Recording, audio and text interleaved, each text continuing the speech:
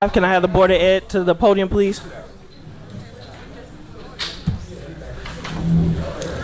They show me around. Hey, how you doing?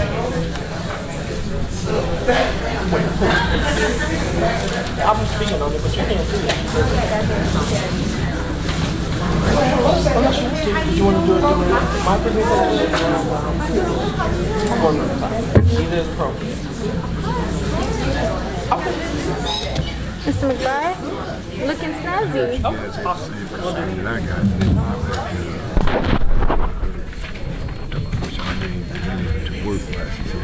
Yeah, we talked about it. Yeah, I'm gonna do something different tonight. I called Brandon already. You told him already? I talked to him.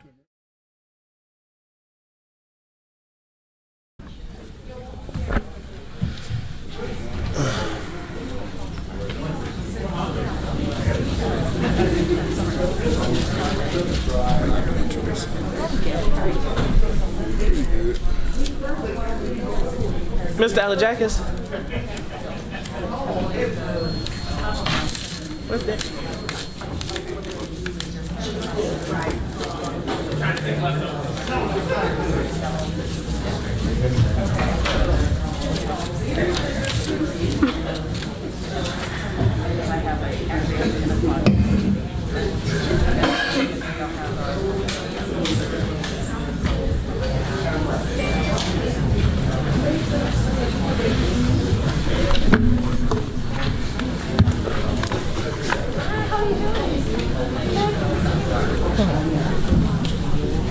Frank left.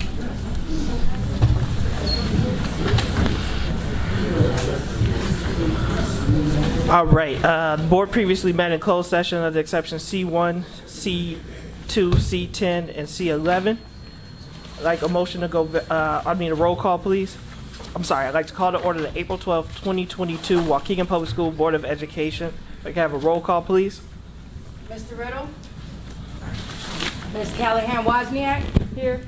Mr. McBride? Here. Ms. Gonzalez? Here. Ms. Hannah? Yes. Ms. Leguizamo? President Ewing? Here. So we do have a quorum. I expect Ms. Leguizamo to rejoin us any moment. Mr. Riddle did have to head out. He was feeling a little bit under the weather.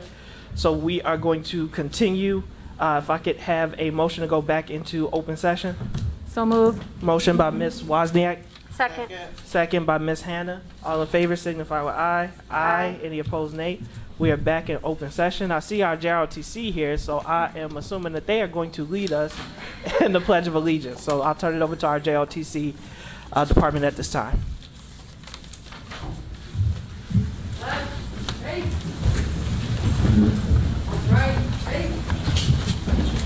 Right. Forward. March. Other guard. Halt. Left. Face. Reset. Arms. Ladies and gentlemen, please follow me. I pledge allegiance to the flag of the United States of America and to the republic for which it stands, one nation, under God, indivisible, with liberty and justice for all. Order. Arms. Left. Face. Forward. March. Other guard. Halt. Order. Colors. Hold on. I want to say thank you again to our award-winning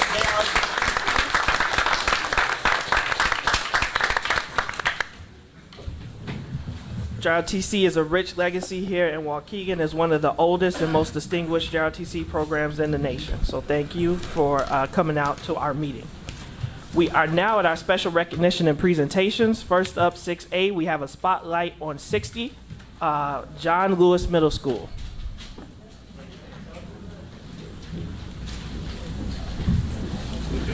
Before the video starts, I want to do a little bit of introduction if we can.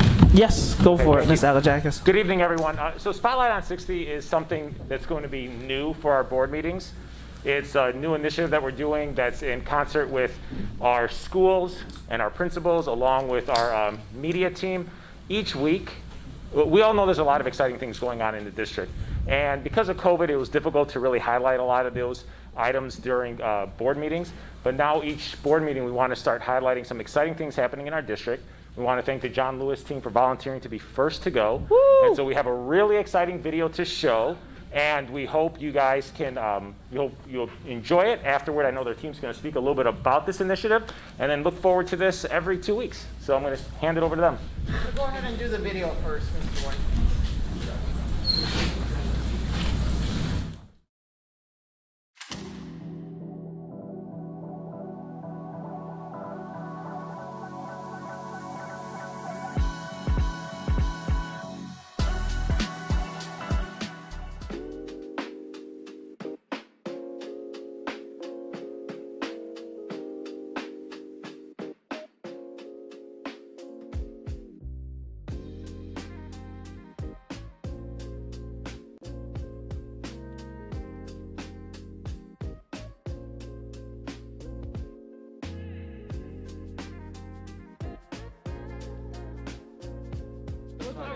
Yellow. I'm Ursula Hall, and I'm one of the Student Council advisors here at John Lewis Middle School. Hello, and I'm Benjamin Quint. I'm also the co-sponsor and advisor for the student councils for 6th, 7th, and 8th grade. This has been a great opportunity for us this year to launch Student Council, get changes in the building, and expose students to leadership opportunities. Hi, my name is Allison, and I joined Student Council to solve problems that the school has. I joined Student Council because to help the school. My first impression of Student Council was, that's cool. I want to make the school a better place.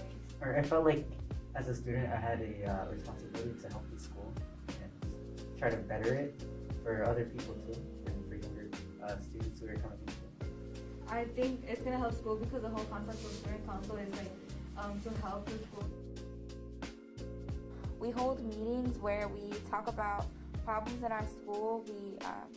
We talk about things that our friends and our peers have told us, and we try and put those into decisions to help better our school. I think they do help the council to plan everything out, and if there's any mistakes, you could always correct them. During the winter, we walked around the school and picked up a litter, and it's called Project Us. We help with the 8th grade's Best Buddies, where we spend time with the kids in the special needs programs. It gives the students in our building the opportunity to interact with students who are just a little different, but a lot of fun. They go into the classroom, they play games, they talk with them, help them with their business that they have, the coffee cart, and we do this weekly. Mejores Amigos, which is instead of special ed kids, we're helping newcomers from other countries. El primero entre las dos personas, decir pajarito. Y también tenemos muchos estudiantes de otros países españoles como Honduras, El Salvador, México. Y cuando ellos están aquí y no hablan ningún inglés, tenemos unos estudiantes bilingües en nuestros programas de dual, y ellos trabajan con los estudiantes nuevos y trabajan con inglés, con la cultura de los Estados Unidos y otras preguntas que los estudiantes nuevos deben tener.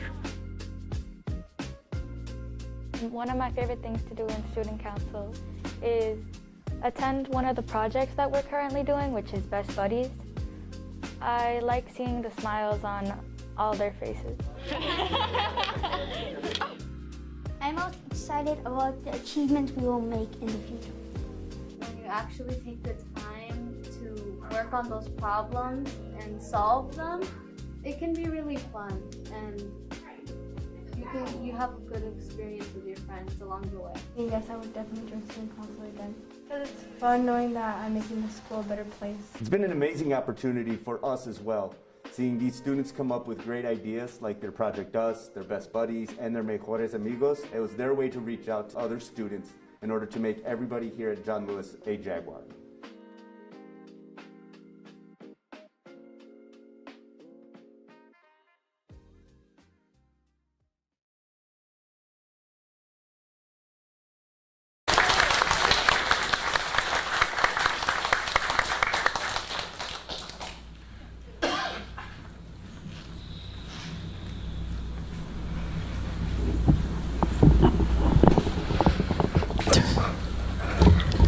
Good evening. We are honored to be a part of the middle school redesign as we teach students how to get in good trouble, John Lewis style. I'm Ursula Hall, And I'm Benjamin Quint. and we are the student council administrators at John Lewis Middle School. I must say that our student councils, 6th, 7th, and 8th, have each adopted programs to make our educational environment more inclusive. These leadership roles are very valuable for our school and the community at large. Our 6th grade had a strong start with their gift of Project Us. So each of the projects that the school came up with were all originated by our students. So the 6th graders all noticed that they did not like the trash that was in our lawn and then back from the school, since we're right on Lewis Avenue. So they said, well, let's clean it. And I said, sure, just point me where you want me and I'll go. And so every Monday we'd walk around and try to pick up as much of the litter as an advisory class would allow us. You're taller than me. Another student-led program by our 7th grade is entitled Mejor Amigos. So with the Mejores Amigos, we do have a lot of newcomers from our Spanish-speaking neighbors to the south. So we have many students from Mexico, El Salvador, Honduras, and even, the American territory of Puerto Rico. And because of the language barrier, these students also often felt ostracized and not part of the whole school community as a whole. So what we do is we go into the classroom with them, we learn with them, we practice. So our students get to practice and better their Spanish, and the newcomers then get to practice and better their English. Our final program is called Best Buddies. No affiliation to the National Best Buddies program. Also at John Lewis, we also have the opportunity to have several classes with the various children on the autism spectrum. And our 8th grade class decided that they wanted those students to actually be a part of all of the group activities that the school did and not always be off on the sidelines by themselves. So once again, they said we want to go into their class and they'll play games, they'll work with each other like the video said. They have a coffee cart that we kind of help out with and give advice on. And once again, it was 100% originated from the 8th grade.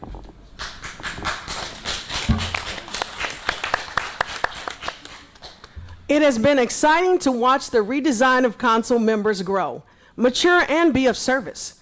We can't wait to see what type of leaders John Lewis has inspired for our future. Now, I know they normally save the best for last, but this time you got dessert first. Thank you for allowing us to share our rendition of Good Trouble. Who are we? We are John Lewis Middle School.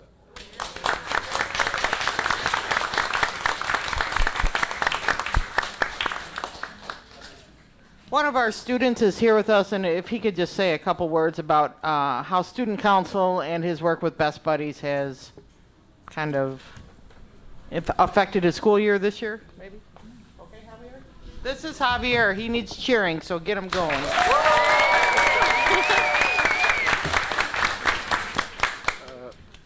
Hello. My name is Javier, and student council was a really good opportunity this year that the school offered. Like they said, we did Best Buddies. It was a really good opportunity for many kids because they got to see different students in a different environment and change up the schedule a bit than the normal. Besides student council, I'm also in cadets, which is what comes basically before JROTC and for middle school. We cadets and student council will work together, I think, soon.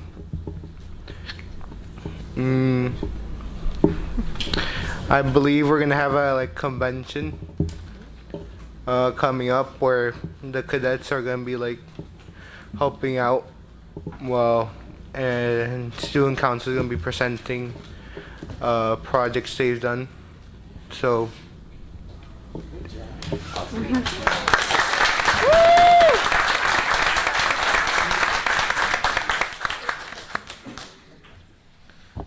He did a good job for being put on the spot all of a sudden. So thank you, Javier. You did very well.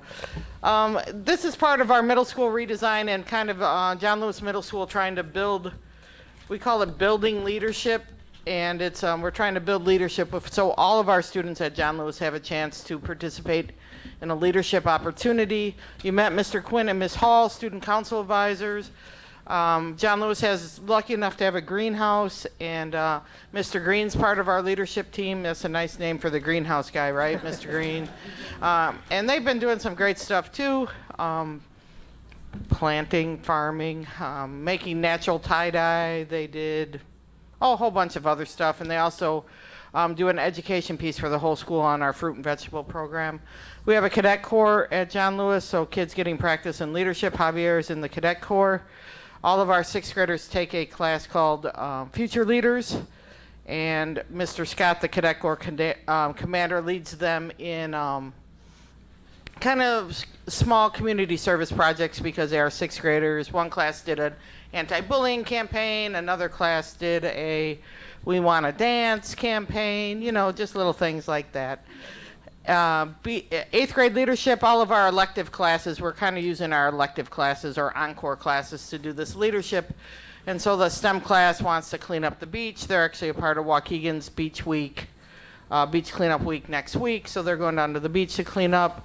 Another class decided their favorite charity was Fat Cat Rescue, which I didn't even know about. So they sold, you know, treats at the basketball games after school and donated the money to Fat Cat.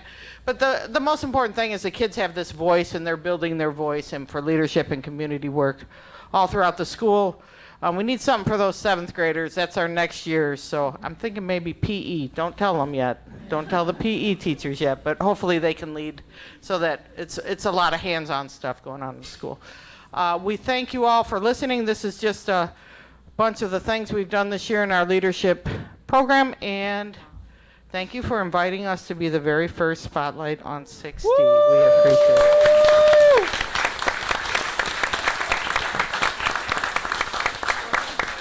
One sec, Ms. Hannah. So first, I have to recognize, I see her in the back of the room, Ms. Bittner, but Ms. Bittner sent an email, and what she said is, what frustrates me is a lot of times I'm in these schools, I'm seeing the great work is being done, and that is in direct conflict with what I'm always hearing. And so as opposed to just going, no, believe me, we wanted to give the opportunity for our schools to celebrate their successes, to be able to speak to what they are doing, the creative, courageous things that they are doing in our buildings, on our front lines, with our staff, and with our students. So now that COVID restrictions, we're not out of COVID, but now that the restrictions have lessened and we can have crowds back and we're not limited to, you know, capacity numbers, I'm excited that there is, as I always say, there's power in the name. And so thank you all for honoring the legacy of John Lewis and the namesake of that building, and raising up young leaders who will lead this city. Is as a previous class president of Jack Benny Middle School in 8th grade. Thank you for what you're doing. Thank you for the contributions that you are making to our students, and to our student who came and was put on the spot. Thank you for being courageous and coming up to that microphone. I know it's not always easy, but thank you for saying yes. Thank you for choosing to help all of our students because that's what Waukegan is. So thank you all so much, and thank you, Ms. Bittner, for the idea, and we will continue this. Ms. Hannah? Yeah, I just wanted to ask Ms. Schaefer, as well as her staff and Javier and council, the greenhouse, a little history. The greenhouse was made possible by the late former state representative Eddie Washington, and I would really like, maybe possibly think about it, to put his name on that greenhouse. And I think we'll find a way to honor Eddie Washington in the greenhouse. Yes, because we sure appreciate having him. Yes, absolutely, absolutely.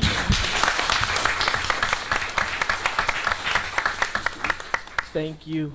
And with that, we appreciate it. And we know we have our cadet program, which we heard about. And so now, very briefly, I also see Major Bell, who is here in attendance. So we thank you for returning and always caring about Waukegan as you grow our program to where it stands today. And we appreciate the honored legacy of the ROTC program. So with that, we'd like a very brief performance. I got them in the hallway. I don't know if they hear me.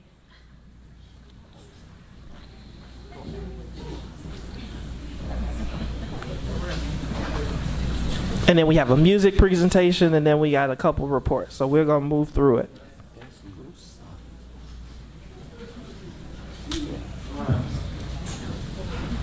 You guys want to give them a hand as they come?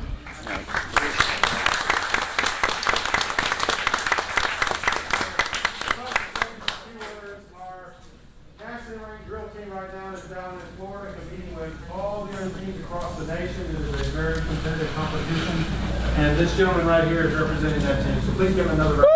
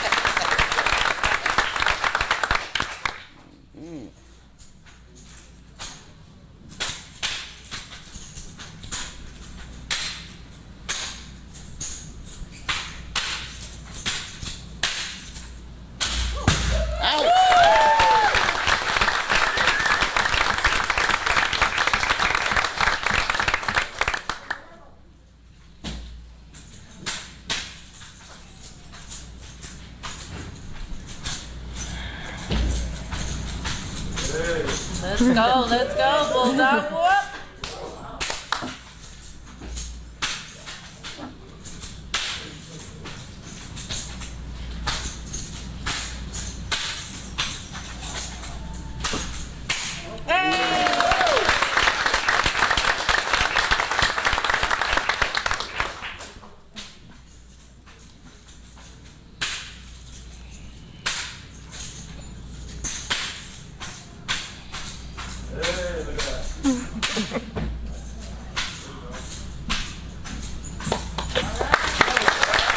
Again, our award-winning Waukegan Public School Bulldogs.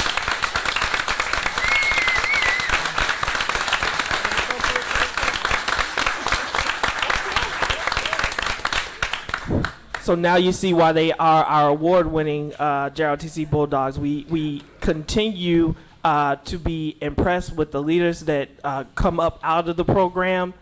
We have one who is a part of our JROTC, who is our third consecutive JROTC student board member. So we thank you for what the program produces and for representing Waukegan well and everything that you all do. So thank you. With that, we have our next item, which is our music presentation, item 6B.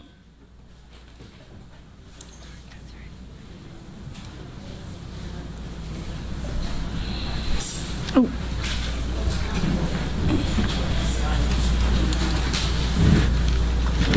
Hello, my name is Karen Griffin. I teach band at Carmen Clark, Little Fort, and McCall. I've been in the district for 22 years, and I have a couple more to go. I can do it. What we want...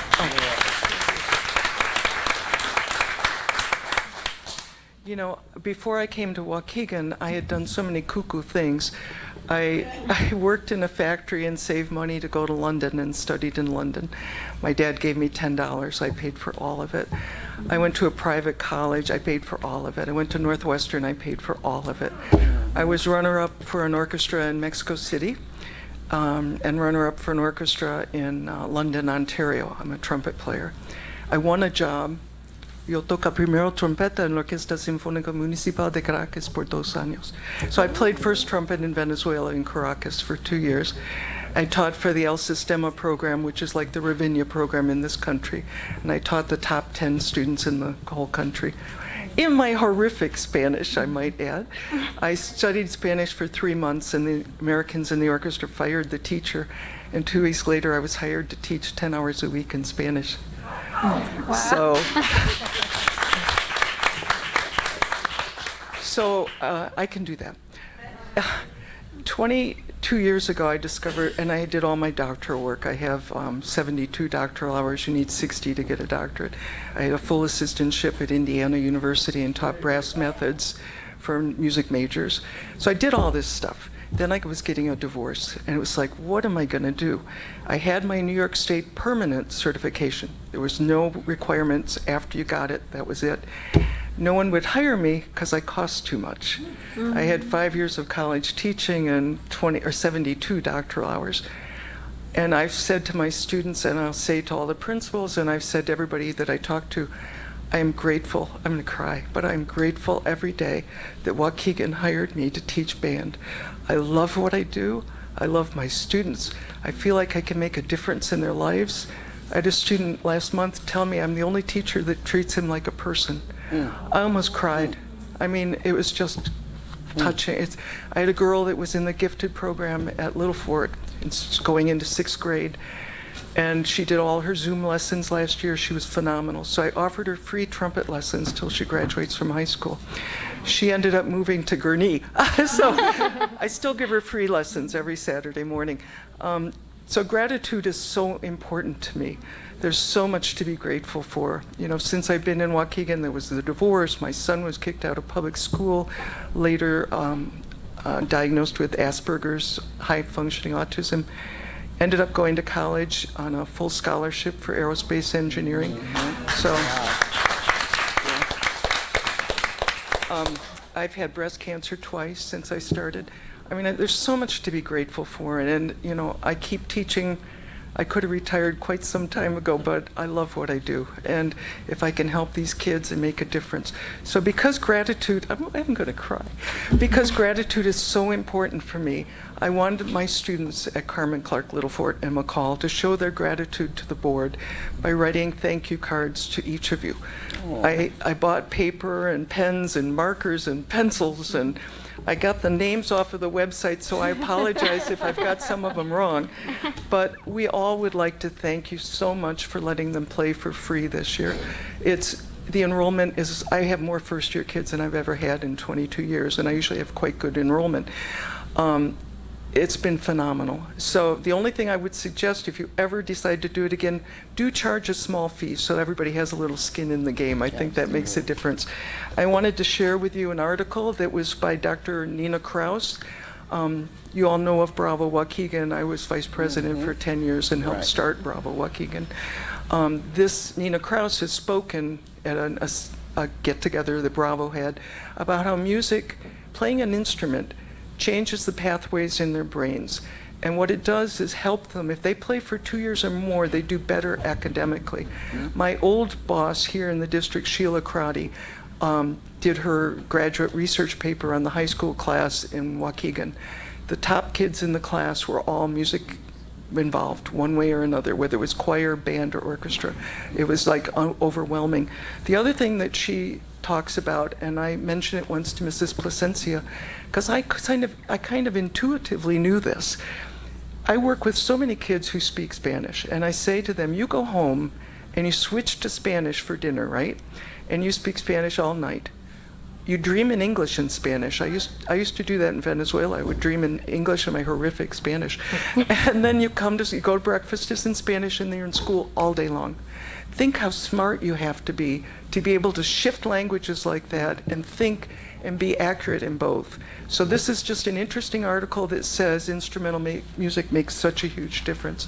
So that's what I'm here for, is to show gratitude and thank you, and thank the district again for hiring me all, these many years ago. It's probably one of the most rewarding things I've ever done, and I'm very, very grateful.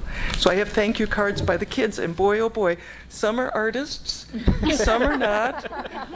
Some spell really well, some maybe not, but it's from their heart, and they mean it, and we're all grateful. The whole district. We had an Institute Day yesterday.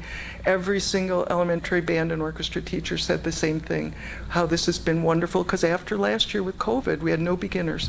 And so what would happen to the future? And now we know the future is strong. Thanks to you guys. Thank you.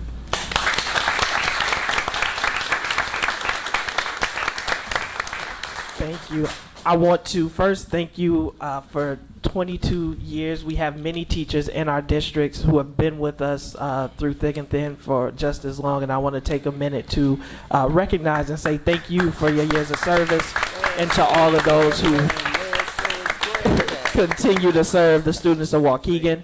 I also want to commend the, not just the board, but also the administration team, because one of the things that we talked about was the elimination of barriers, which is our financial, right? And so how do you make these opportunities accessible for more students? And so thank you, Board of Education, for making these more accessible, and thank you for investing not just in STEM, but in STEAM. As we understand the importance of the arts, and we want to thank Bravo Waukegan for coming alongside of our school district in order to make sure that our students can compete with the best of them, and we do, right? We consistently do. So thank you. We appreciate it. I will cherish these. I love all my cards. I have a place at home for them, and so thank you. Now, in your picture on the board, on the thing, it says Ms. Gutierrez. Is that you? So we got some. Awesome. Well, thank you very much. Thank you. Thank you.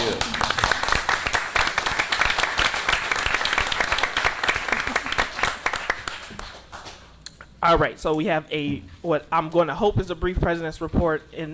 We got a video? No, brief president's report, and then a superintendent's report. If we go to the next slide, make that a little bit bigger. Thank you.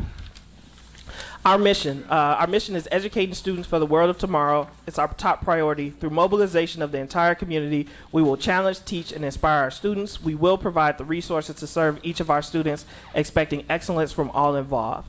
The vision of Waukegan Community School District 60, it's a diverse, world-class educational institution that engages, equips, and empowers all children to be successful change agents in an ever-changing global society. This is our unity of purpose. We want to build trust and move the district forward. We want to become an effective team. We want to understand our individual jobs and collective responsibilities. We want to be a team with a common focused direction. We want to create a district culture that supports positive change, and we want to perpetuate a positive district culture that survives in the face of board member and staff turnover. Next slide. I believe that everyone on this board has good intentions. We will maintain a safe environment, listen and seek to understand other viewpoints, support the decisions, and actively work towards its implementation. We have our board protocols, so I hope that we keep those in the back of our mind, and we refuse to disparage our fellow board members or this team. Next up, one more, go back. No, that's right. So as board president, myself, Ms. Gonzalez, Mr. McBride, as well as our deputy superintendent, and who else was there? Miss Fabian, our face department, as well as other Miss Yvonne Fulton attended the focus presentation to honor Justice Howell, who was our student who was murdered in Zion a few years back, and what they've done is turn their pain into progress in order to provide opportunities to students who don't have a 3.0 GPA, right? So many times we celebrate, we honor, we give scholarships to our students who are the top 10% and the best of the best. What they give scholarships are for those students who may have struggled in year 1 or year 2 of high school, but have turned it around. And this gives them the opportunity in order to honor the legacy of Justice, who he was and what he meant to that family, and give other students the opportunity that Justice never had. So thank you, Board of Education, for sponsoring this event. And it was a great event. They gave out a scholarship actually to, I don't know, Ms. Fulton, do you know it was a couple of our students or one of our students? Two of our students. And so we thank them and appreciate that support. Next up. I also had the privilege to attend the Ant Mound Foundation Schools and Discipline Forum, a discussion on stopping the school to prison pipeline. It was a very informative forum in which we had individuals that represented the Lake County State's Attorney's Office, a defense attorney, as well as our own Chief Zupek, the interim police chief, and a expert on trauma. And so some of the questions that arose for me is they asked, what is local parentis? What is the role of the SRO? How do schools and our juvenile justice system work hand in hand? And what we found is there were many gaps. There were many questions that we couldn't answer. And so the questions that I took away is there will be a follow-up forum where how are we contributing to the problem? Meaning, and when I say we, Waukegan Public Schools, how are we combating the problem? Because I think there are some creative things that we have implemented. How do we share that information? How can we improve our relationship with both the state's attorney and the Waukegan Police Department to benefit students? And so all of us being at the table and willing to come together in order to solve the problem. And then some things that have resonated with me and questions that I've pondered is accountability versus punishment, right? Many times we want to punish the students for behavior when what we really want to promote is accountability. So how do we have that conversation that actually have a shared definition? Are we focusing on rehabilitation and restoration or retribution and restitution? How do we address trauma and the root causes? I think that there's some exciting things that Waukegan Public Schools will be doing in order to address trauma and make that easy and accessible for our community. But the biggest takeaway is that Waukegan Public Schools has a role and we must be at the table. So we were unable to attend and sit on the panel due to scheduling or whatever reasons. But if there's a follow-up, I would expect that somebody from the district outside of the 3 board members, myself, Ms. Leguizamo, and Ms. Adriana, are at that table having those conversations with those other entities, is because we all know that we can do better, we should do better, we're working on some things, and we have to collaborate. I want to turn it over now to our student board member who had a lot to do with the forum and represented our students, who can share her perspective as well as what made it a very unique forum that centered students. Good evening, everyone. So I just wanted to say thank you to Mr. Anthony for inviting me over. I did work with the students in another room while the meeting was going on.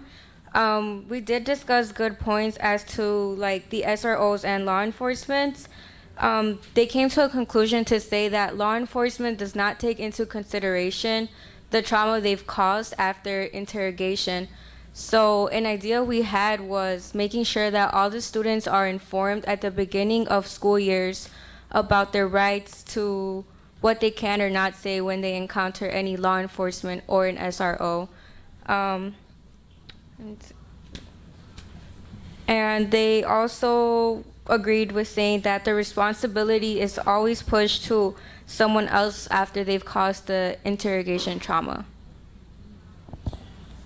And what our student board member is speaking of is what I think is, and I can't say unprecedented, but unique about Waukegan, is that you have a police chief and a police department that recognizes some of its previous shortcomings, but is at the forefront of wanting to change and being a part of the conversation. So I'm glad that they were there. I'm glad that we will continue the conversation. I wanted to brief the board as there was a lot of dialogue, but these were the takeaways. And so we're looking at another forum, and all those that can attend, it's open to the public, should do so. And we appreciate Ant Mound for coordinating that effort and for bringing all of those entities together. It's prompted conversations for me between some of those entities, and so thank you. Next up, I just real quickly, because I know we are a little bit in, 7:44.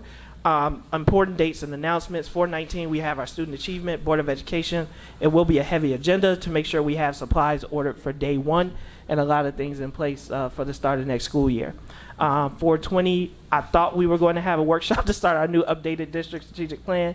That date is not working. The Board of Education is central in that work, and so we will be leading it and kicking it off with the workshop to kind of brainstorm where do we envision our district over the next 5 years. So that meeting will take place hopefully this month, but it's tight. So we be on the lookout for that. We'll probably get a board poll. 5-3, we have our budget workshop. So for everybody who wants to know where the dollars are spent, come out, see it. It's posted online. It's on YouTube. You don't even have to be here in person. There's an agenda attachment. Ask questions. It's our budget workshop. Our first one of 3 is scheduled for 5-3. It's also time for our board self-evaluation. So I've reached out to our IASB rep, and we are in the process of scheduling that. I talked about Spotlight on 60. I want to highlight the great work that is happening in Waukegan, and then working for the future. I believe, as when I ran 5 years ago at this point now, is that we have to be focused on the future and where our district is headed, not for today, but over the next 5, 10, 15, 20 years. And that is what our role is as stewards, is to make sure that we're providing a better Waukegan Public Schools for generations that are coming. So thank you to the Board of Education. Thank you to everyone who came out. We don't have a very packed agenda, but we do have a special presentation from our superintendent, and turn it over for superintendent's report at this time. Good evening, Waukegan community. Good evening, Waukegan community.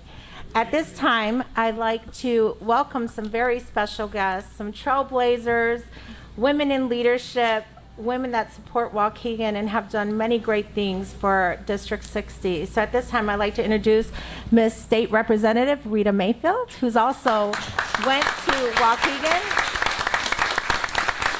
Big supporter of Carmen because the Carmen principal's behind you. And Senator Adrienne Johnson, thank you for being here with us tonight. As you know, our strategic plan emphasizes 3 words: equity, access, and excellence. Tonight, I'm very, very excited to introduce an infrastructure initiative that will better utilize our continuum of services to offer better services to our staff, students, and families of Waukegan.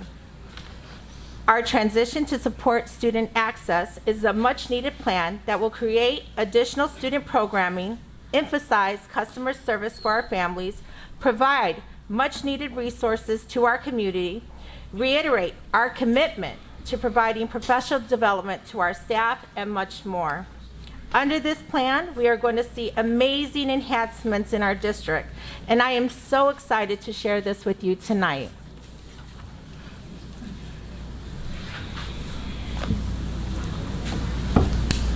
Hello, I'm Nick Aladzakis. I'm the Director of Communications and Chief of Staff with Waukegan Public Schools. And joining me for this very special presentation are our Deputy Superintendents, Dr. Eduardo Cesario and Mr. LeBaron Moten. Today we're going to be discussing our Transitions to Support Student Access Plan. In this presentation, we're going to discuss a multi-year plan that's going to dedicate space to providing a full continuum of services for students within our district. It's going to honor the history of one of our most storied programs. This presentation is going to talk about establishing a central location to provide needed resources and assistance to the Waukegan community. We're going to be discussing servicing parents and community in an accessible, centrally located facility. We'll be discussing providing professional development and collaborative spaces within our district and improving learning and working spaces. Before we get to that, we want to talk a little bit about the work we've done over the past several years. In the last 3 years, $30 million has been allocated by board resolution as part of our 10-year, $116 million capital improvement plan. Major renovations and improvements to buildings and classrooms have been completed district-wide. It's a lot of work that a lot of you have probably noticed, including new energy-efficient window systems and lighting, upgraded mechanical systems. We've seen new interior finishes district-wide, including flooring, furniture, cabinetry, and painting. New electronic school signage has been installed. We've done a lot of paving and sidewalk improvements, and a whole lot more. And we're not done. During the next 7 years, more than $86 million in additional projects are planned to continue the transformation of buildings and classroom spaces.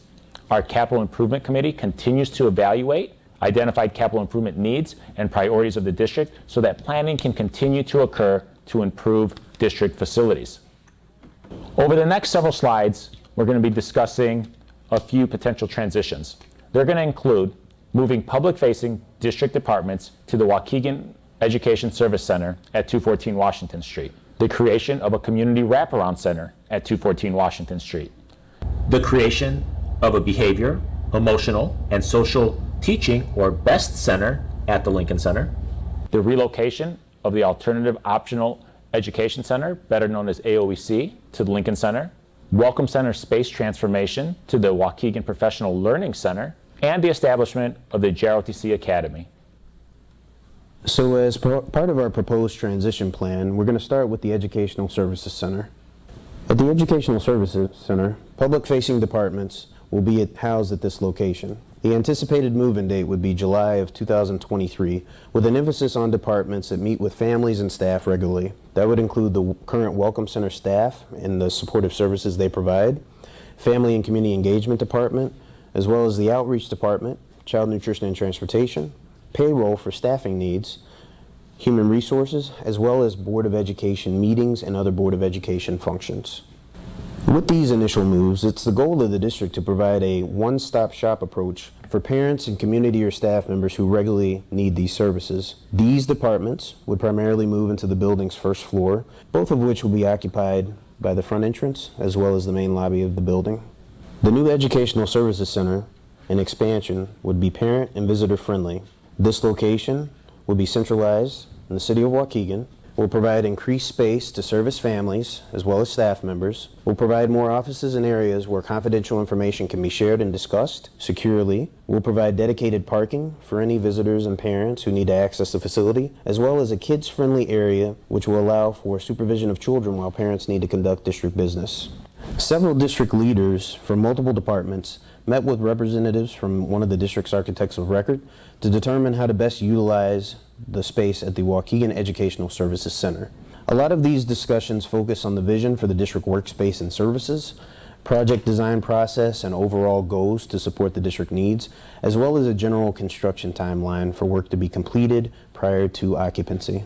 Some of the guiding principles discussed during this collaborative process with several departments within the district included providing a space that was a welcoming environment for all public visitors and staff, providing a space that was collaborative and provided for professionalism within workspaces, provided flexibility for multiple departments to share workspaces and enhance communication, which is a goal and priority of the district, as well as provide spaces for privacy and confidentiality. This slide is representative of the entry area as well as the Welcome Center registration area in the new proposed Educational Services Center.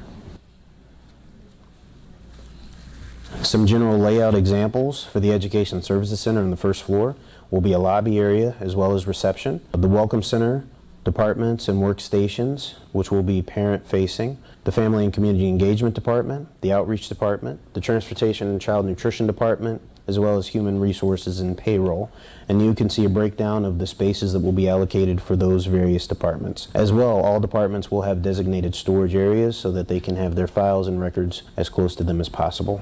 On the mezzanine level of the Education Services Center, which is midway between the first floor and second floor, will house various central office departments, either in whole or in part, to provide additional support services. These departments include our area superintendents for school leadership and development, as well as the English Language Learners Department. The Educational Services Center will have a total of 6 floors.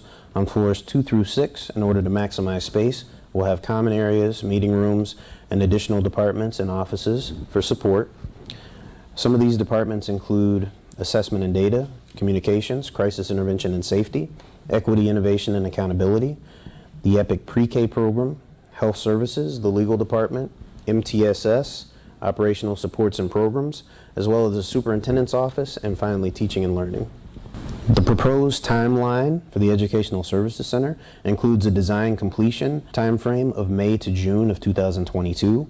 Construction documents will be available and prepared for bidding services between the months of July and September of 2022, with bidding taking place in October of 2022. A tentative construction schedule would begin in January of 2023, and we would anticipate completion in May of 2023 for the first floor and wraparound center, which I will discuss in future slides. The mezzanine level, we will have an anticipated completion of June of 2023, and the rest of the floors of the building, floors 2 through 6, will have an anticipated completion of July 2023. Estimated costs for the Educational Services Center first floor and lower level are $4.9 million, with $2.5 million anticipated from a Department of Commerce and Economic Opportunity grant. We have architect fees of 7.75% of overall construction costs, and other funding sources, which include the Capital Projects Fund to support the first floor and lower level. All cost estimates are subject to change due to escalation in the bidding market at the time the work is bid and completed. Anticipated costs for the Educational Services Center on the mezzanine and floors 2 through 6 is $3.1 million, again with an architect fee of 7.75% of overall construction costs. And the funding source for this location is anticipated to be the Capital Projects Fund.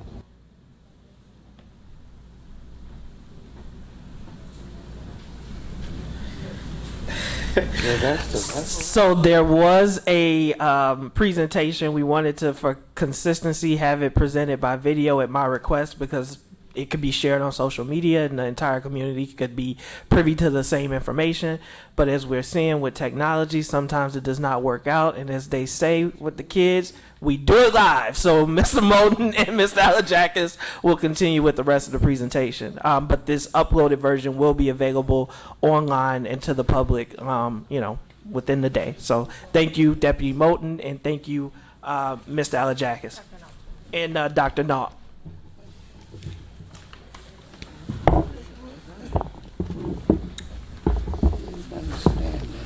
All right, thank you, Board President. Since we're going live, Yes. we can't move on without thanking Representative Rita Mayfield for making this happen for the Waukegan community. And so as he goes into this would not be possible without Representative Mayfield's hands, prayers, and voice for Waukegan. Thank you, Representative Mayfield.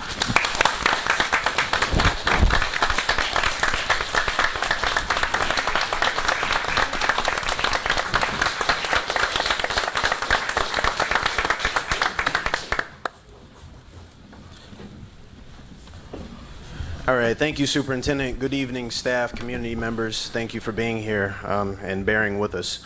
So, in November of 2021, we actually brought forward a concept of a wraparound center. And again, I want to echo the superintendent's comments regarding State Representative Mayfield. We had an opportunity to go see that site at Peoria Public Schools, some of the district staff. So at this point, we're going to talk about the wraparound center. And can we get the mic just up here? I know I don't want feedback, but I want to make sure everybody can hear. So the wraparound center would also be housed at the Educational Services Center located at 214 Washington Street. And if we could go to the next slide. Thank you. A wraparound center is a one-stop shop concept. Now this would be open to the whole community, not just district staff, parents, and students. So this would provide easy access for anybody within the Waukegan community, whether they have students in district or not, to go in and benefit from services, whether it's social emotional services, juvenile justice advocacy, etc. All the services they need under one roof, we would be providing that access within this building. Next slide, please. So these are some examples of some of the services that can be provided. I just mentioned some of them, but we also were able to see a need for a clothing or a food pantry, mental health services, which we have discussed several times at these meetings, substance abuse counseling, as well as housing services. So again, all of these would be centralized in this location, and they would be for access to anybody that lives within the Waukegan community. Next slide, thank you. So the state of Illinois has appropriated funding for the construction of this space, approximately $2.5 million through the Department of Commerce and Economic Opportunity to help renovate and construct a space that's conducive to the needs of this program. And again, State Representative Mayfield was instrumental in that. It has been appropriated for this. This is not a grant. It's strictly dedicated for this purpose. Also, with the Illinois Criminal Justice Information Authority, we have $800,000 allocated for programmatic needs on an annual basis. So all the costs associated with running this site, every year we would have those funds available to us for various operating expenses as well as staffing that may be required to support this space. Potential wraparound center design. We have 7 office suites where individuals can go and meet with the organizations that would be occupying these spaces one-on-one or in small group settings. So if you have a family of 3 or 4 individuals, they can all go into these spaces. We'll have a reception area, we'll have a collaboration and an eating space, because these organizations, we're hoping, will talk and communicate with each other. We may have individuals go to these spaces that need multiple services, so they need to understand and know what the needs are. And we also have listed here, we have some general file storage spaces in the basement as well for the building needs through the HR and the IT departments in the lower level. And I would also like to mention that this space is not just a general 9 to 5. So we know that individuals have day jobs. They may have to come in the evenings. They may have to come on the weekends. So there would be evening hours available as well as weekends. And this is a general rendering of what the reception area could look like. Again, welcoming space. We want to make sure there's a direct connection between the services provided in this space as well as school district staff working on the first floor that may be asking individuals, if you need these services, simply go downstairs instead of going all over the city of Waukegan to receive them. Next slide, please. So some estimated costs. We have $2.5 million through a grant that's going to be supporting this effort. 7.75% estimated architect fees to do a final design of this space to make sure we can occupy, code compliance, etc. And again, our grant capital projects fund, if there's any supplemental costs that need to help support this effort. These are estimates based on escalation and other factors within the supply chain market at this time. And now we'd like to talk about the proposed establishment of the BEST Center.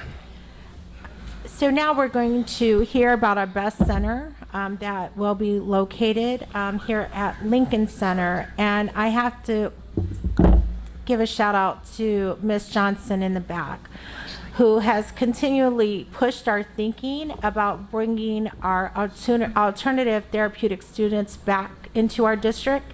And it has been one of the board's mission to do so. And the BEST program is going to allow us to do that in the future. So thank you, Ms. Johnson.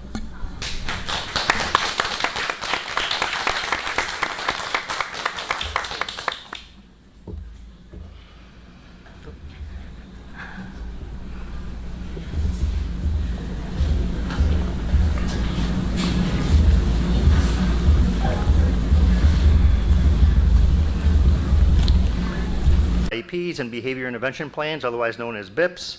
The BEST campus will provide service for students that are currently being provided out of district therapeutic day schools. So essentially bringing those students back into the district to receive services in our district. The BEST Center campus will provide more intense SEL supports to students whose behavior or emotional needs require some significant resources. Students who are presenting consistent patterns of aggressive and dangerous behavior, students whose needs exceed the resources in their neighborhood home schools, etc.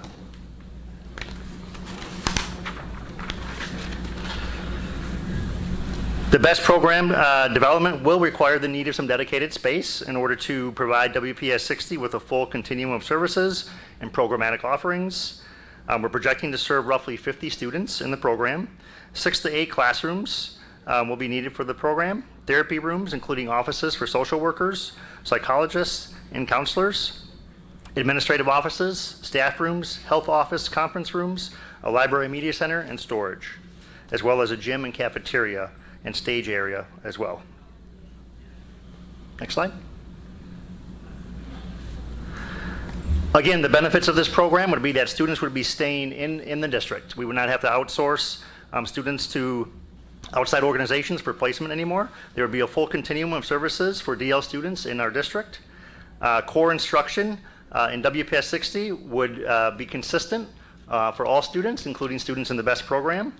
It's an opportunity for also students in the BEST program to participate in WPS 60 extracurricular activities, better access and participation to our schools for their parents, and better access to community resources and services. Transportation time would also be greatly reduced because they would be in Waukegan at this location. District IEP team decision making in regard to return for homeschool would be a benefit of the program as well. So there'd be a district team dedicated to making those decisions and not outside agencies. And students in the BEST program would truly benefit from having a true district experience while they're here. The BEST Center timeline, design completion, August of 2022 through March of 2023. Construction documents, March 23. Bidding would start in April of 2023 through June 2023, with construction starting in the fall of 2023 through July of 2024. Estimated cost is going to be to be determined based on some space considerations as well. The architect fees will be included in the estimated costs, as well as the funding sources that will be used for this project are capital funds and IDEA.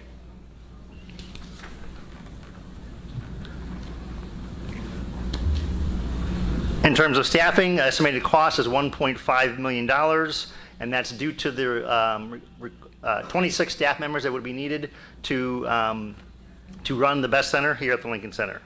The funding source, again, for these positions would be IDEA and local funds. The next portion, the next portion of this plan would be to transition the AOEC to the Lincoln Center as well. Again, with the theme of maximizing the space in the district, transitioning the AOEC program to Lincoln Center. This move would provide access to a greater number of services for students and staff members. AOEC students will have access to a wide range of programming options that were previously limited by space, and the number of students served would be approximately 140 students. Funding, again, for this phase of the plan would also be to be determined based on space considerations with the architect's fees, and the funding source would be our capital funds project, our capital projects fund, excuse me.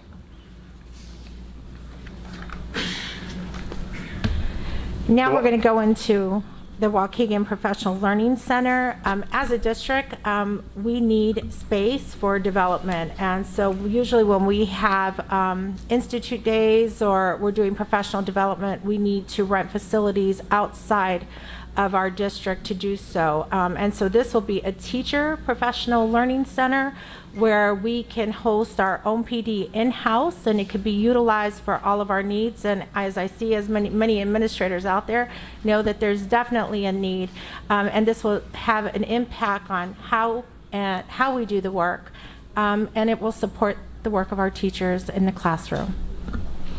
Thank you, Superintendent. So yes, as a district that values continuous improvement, we feel this shift with the Welcome Center is going to be instrumental in the development not only of our teachers, staff. It can be used for a variety of things, including for parents, for community, et cetera. So all the vacated offices at the Welcome Center will be transitioned into classroom/collaborative spaces for professional development use, staff trainings, parent workshops, and community meetings. Select district staff will still be stationed there. The gymnasium could become a multi-purpose room that can be used by community groups after hours as well. As the superintendent mentioned, currently we do have to rent spaces sometimes when we're offering large sessions of professional development, so this would prevent us from having to do that moving forward. Next slide. In terms of the funding for this project, again, to be determined based on space considerations. Because this is an existing building, a lot of the IT and some of the other requirements are already there. So we would expect that there would be less costs devoted to those types of modifications. The architect fee, again, would be 7.75% of the overall project cost, and the funding source for this is also the capital projects fund.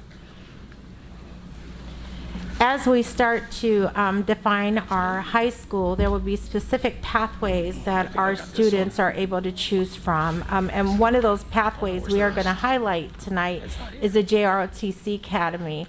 And this was a dream of Major Bell. I see him out there. We had these conversations when I first came in, and Colonel Painter will lead us through this. I'm sure you'll reach out to Major Bell, right, who was a graduate of the program. But we're really excited about this. This is going to allow our JROTC numbers to increase, and as you heard earlier, support some of our 8th grade programs to expand the JROTC program to our middle schools. All right. Good evening, everyone. First of all, I didn't realize I'd be presenting in the presence of Major Bell, so you're making me nervous here. This is part of our plan we're really excited about. It's our JROTC, proposed JROTC Academy at the current site of AOEC. This is going to be, we envision this as a hub for our JROTC students, both those at the Washington campus and the Brookside campus, where they'll learn, they'll collaborate, they'll grow all together in one location. It'll be a central location where the students will be taking their JROTC classes. They'll be able to participate in other JROTC programming. It's going to provide some much needed space for our JROTC instructors, and hopefully allow for the continued expansion of the program. And we're hoping to serve when we get started, right now, I believe you guys have 500 students already prepared for next year, and we hope that continues to grow, and we serve many more there at the center. Next slide, please, Lee. So like some of our other items, the cost is going to be determined based on some of the space considerations, some of the renderings that we have. We have the obvious architect fee, and funds would be coming from capital projects fund. And now I'm turning over to Mr. Moten to speak really briefly on property considerations. Thank you. So when we looked at this plan, we identified that we may have some properties that are underutilized or not utilized at all. So we're going to be considering the sale or lease of those properties as we go through this. Now, this review is not going to impact any of the school locations. Next slide, please. Oh.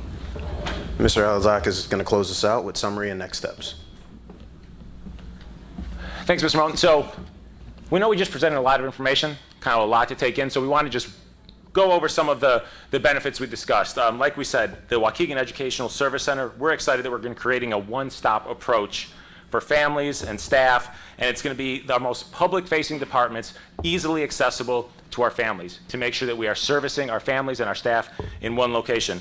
At the Wraparound Center, it's going to be, which will be at the same Educational Service Center, it's going to be a great opportunity for our students, families, other residents to receive therapeutic supports and access services and resources from various community organizations, again, in one location, centrally located. At our Best Center, we're excited to provide some intense social-emotional learning support to students, particularly those students whose behavior may require significant some additional resources. And we're excited to provide that in-district support to students. At our Professional Learning Center, it's going to be a great opportunity to transition some of these spaces there into collaborative areas for professional development, for learning, where our staff can come and learn and grow, because we know how important that is. Moving on, at the JROTC Academy, like we said, it's going to be a great Lee, can we go to the next slide? Thank you, Lee. To the great central hub to serve our students, expand their opportunities, really allow for that collaboration between the older cadets and the younger cadets, something that's sometimes lacking right now from what we're hearing from some of our JROTC instructors. And then the AOEC transition to 1201 Sheridan is going to provide access for some additional services and free up that space for JROTC. And lastly, by exploring some of the lease or sale of underutilized buildings, we're going to move away from costs associated with that maintenance. So what's next? Well, most importantly, it's making sure that our community, that our stakeholders are informed and aware of this plan. So in the next, actually tomorrow, we'll be sending out letters to our families, to our staff, to our stakeholders, so they're aware of this plan, what it entails, and some of the next steps. We really want to provide an opportunity for people to take time to learn about this plan, to get excited about the plan, to get excited as we are about presenting some of these various resources. We're going to have three, right now we have three, and there'll probably be more in the future, some stakeholder meetings planned. That's going to be on April 25th, April 28th, and on May 3rd. April 25th and 28th will be in the evening at the Waukegan High School on the 25th. The 28th, Welcome Center. The 3rd will be here in the afternoon for some of our families who may be working the evening to attend. And all this information is going to be on our website, on social media. It's going to be going out so people are aware. And we're going to be soliciting some feedback, too, through Thought Exchange. Thought Exchange is a great opportunity to really crowdsource people's response and ideas. And so actually, live now, if you really would like, you can go on Thought Exchange. And really, it's one question we're asking, one main question. What questions do you have about the facility, programmatic transformations that are outlined in our Transitions to Support Student Access Plan? You could scan the QR code. This web link will also be live tomorrow, so you could click on it. And it's going to really give you an opportunity to give us feedback, and also to see what other people are saying, to rate each other's answers, which is going to really allow us to kind of get a grasp on what the community feels about some of these plans that we have put forward. I believe that's the conclusion. It is. And so that's all we have for this evening. Thank you very much to everybody who listened to this plan. Thank you to everybody who made this possible, to Senator Johnson, Representative Mayfield for their work at the state level. And we will now turn it over to our board president and superintendent. I'm still president. So thank you, Mr. Alazakis. This is such a great opportunity for Waukegan, and it would really allow us to better serve our parents, our staff, and our students, and really make all of our buildings accessible and the hub of our community. And at this time, I'd like to turn it over to Representative Mayfield, who has been so crucial and instrumental in helping us gain the funding for the Wraparound Center, but even just bringing the idea to Waukegan Public Schools and what that can do for our community as a whole. So thank you, Representative Mayfield. No, thank you so much. I want to thank the school board. I particularly want to thank Rita Tate. I'm not sure if she's in the room. LeBaron Moten. Ms. Tate has just been a godsend to me. When this concept first came up, there is a Peoria Center. For then anybody that has not been there, you want to Google it. You want me, if you're down that way, please stop in. It is awesome. It is truly a one-stop shop for everything in the community, health care, mental health care. It's a resource center for the parents. There is not one similar wraparound center anywhere north of I-80. We will be the only center north of I-80. This is huge for our community. It is huge. So when I saw pictures, I got a good understanding of what they were doing down there. I'm saying we absolutely need that. Waukegan is a hub. We are a diverse community. We have a lot of needs. Our children have needs, parents have needs, and a lot of times parents don't know where to go to get services for their children. Where do I go if I find drugs in my daughter's room? Where do I go if my son has a drinking problem? Where do I go if my child, God forbid, is contemplating suicide? There aren't any places. Parents are just lost. You can come here. It'll be a one-stop shop for whatever those services are. I know people say, well, we have 211. Well, I've called 211 and couldn't get help. So I want to make sure that individuals can go in here and get the help that they need, because our kids, this is our future we're talking about, but it will be available to everyone in the community. It'll have evening hours, it'll have weekend hours, and we will be the premier. We are going to be that pilot. We are going to be that test, for all of the other communities, because they're going to come here and they're going to see what we're doing and they're going to want to emulate. We are going to far surpass what they are doing there in Peoria. Ms. Tate, thank you. Thank you. Not sorry. So Rita, thank you so much, because I called her. I said, I've got this idea. I'm going to need you to help me with these numbers. And she was on there. She was dead on. She answered all my phone calls, answered all my questions. We were able to do this. We started with the $800,000 grant to support the operational side. And then from there, she provided me with the numbers. I was able to get the $2.5 million grant, and she helped do all the paperwork for that. So this is just the beginning. I know that both Superintendent Placencia and President Brandon Ewan mentioned that you're going to have these budget meetings. You're going to be talking 5 years out. The state has money. That is what the senator and I are here for. We want to know what the needs are. We want to put that daycare center at Carmen School. I love Carmen School. If there's anything I can do, let me know. But we want to be a resource to the community. Those community meetings, when you're there, talk about what you would like to see in that wraparound center. Talk about the services that are most important to you, because that's the feedback that they're looking for. This is a positive thing for the community. This is extremely positive. I don't want anyone walking out of here, with a bad thought about where we're going. We are taking Waukegan forward by bringing this wraparound center here, and I am super excited and so grateful, and thank you. So thank you for what we are doing.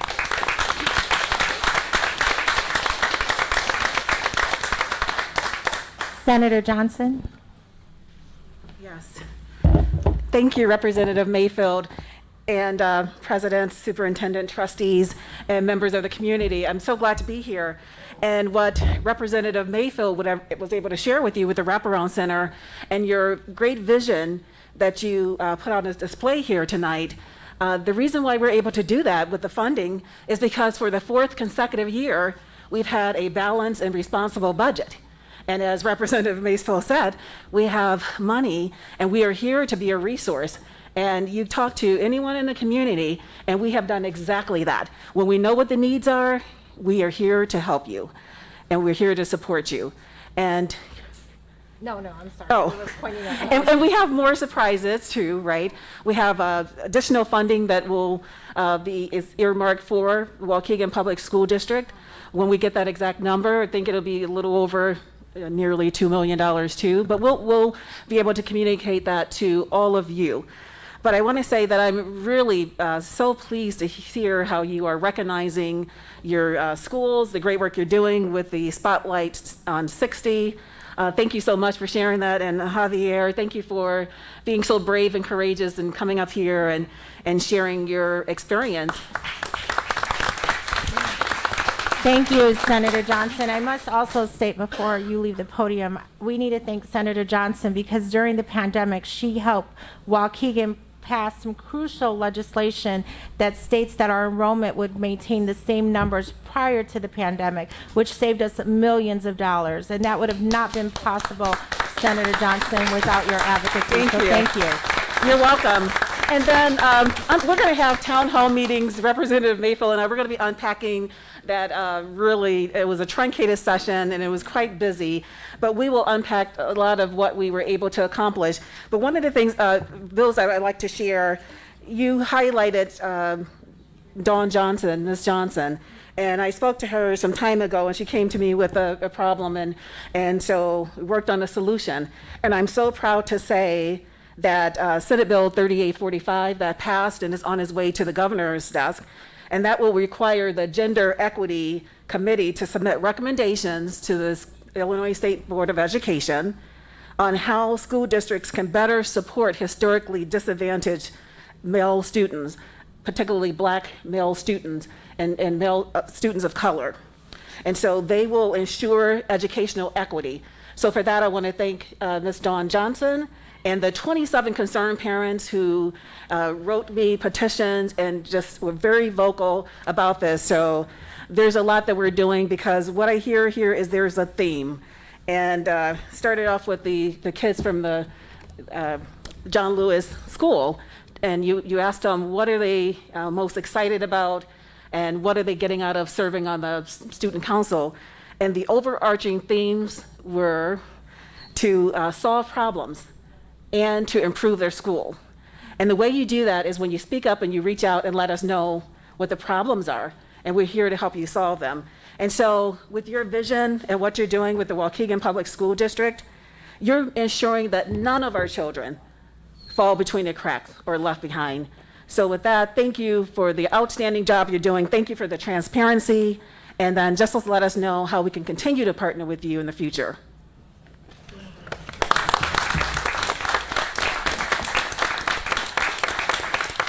I'll turn it over to our board president for remarks. Yeah, so again, you guys have talked about the things, but these two women as partners down in Springfield have done a tremendous job of supporting District 60. Rita has sat behind this podium. She knows the work that it takes on this school board. I haven't known Senator Johnson long, but in the short time that I have gotten to know her, is she's been a fierce advocate for Waukegan and Waukegan Public Schools, and so we appreciate her. What I will say is, it's very well known I voted against the First Midwest purchase, right? That was something that was documented at the time. But the reason that I voted against it is because when we were asked or had to make the decision, I needed to know how it would benefit students. And we talked about that with our administration. We gave them that feedback. And what they went back and did is they created a plan that directly benefits not just our students, but our entire community. 80% of our taxpayers don't have a child in Waukegan Public Schools, yet they contribute, and we're about 60% of their tax bill. So to have a wraparound center which will service the entire community, again, makes Waukegan a center of our community, which is where our schools are supposed to be. 68% of our students struggle with fall below the poverty line, right? And we know, as we've been learning and understanding trauma and complex traumas, is that sending people all over for different resources means that some people fall through the cracks, or that all of their issues aren't addressed. And so this is the potential to be transformational. I want to thank Ms. Tate. I want to thank Deputy Moulton. I want to thank Ms. Dobbs, as well as Ms. Gonzalez, and I know and Ms. Polk, who traveled to Peoria in order to visit that wraparound center to see what it was that they were doing, and who have continued to keep this ball moving since that first meeting. And so thank you to that team. Thank you to our women down in Springfield. Thank you to the superintendent for embracing this vision and looking at comprehensively where will our district be over the next 5 years, and finding the resources to do it that help the taxpayers. So that was a focus, is how do you pay for it? That was another reason why I couldn't support it. But We figured out a way to offset costs. We figured out a way to benefit our students. We figured out a way to benefit our entire community. But I will say that this is not approved, right? So Board of Education, what we learned from the first Midwest purchase is that we have to be transparent in what it is that we are doing. So we have presented the information. We are allowing for the feedback and for people to ask questions to push our thinking. But I think we have a solid plan that does what the board has asked our administration to do, which is return our students to our schools. You all know that when I first got here, what was my first thing was move AOEC. So Ms. Carr, I saw you somewhere. Is this happening? And it's not going to look what the building looks like today. So I look forward for the conversation. I want the board to ask those questions and get those questions in, and for us to actively be excited as we start to plan on the next 5 years of District 60. Where are we going? What are we doing? And what are the resources that we are using to get there? So thank you. And with that, I'll turn it back over to the superintendent. And then just very briefly, if there were, I know it's a lot of information, so the board hasn't had time to dissect it yet, but if there was a clarifying question, I would give the opportunity to ask.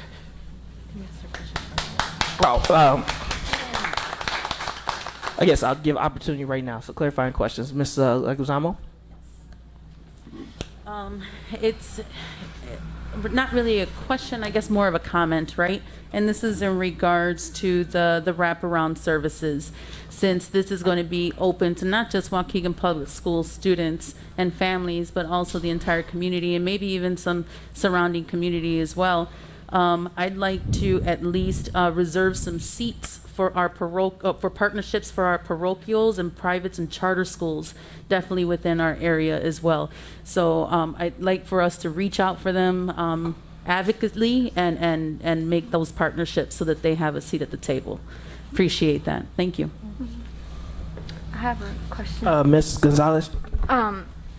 So I first want to say thank you to obviously everyone who went down to Peoria to kind of really see what it would look like to manifest this vision. And they, for context, they have a separate issue down in Peoria, because whereas Waukegan is the center and there's an abundance of nonprofits and resources here because we're the county seat, in Peoria, there was literally nothing. Like, their students couldn't go and get legal services and then, come back to an after-school program, or they couldn't go to court or to wherever they needed to get to. And so this wraparound center for them was a convenience thing. Like, how do we get families what they need in a way that's, not affecting the entire day-to-day life for a student?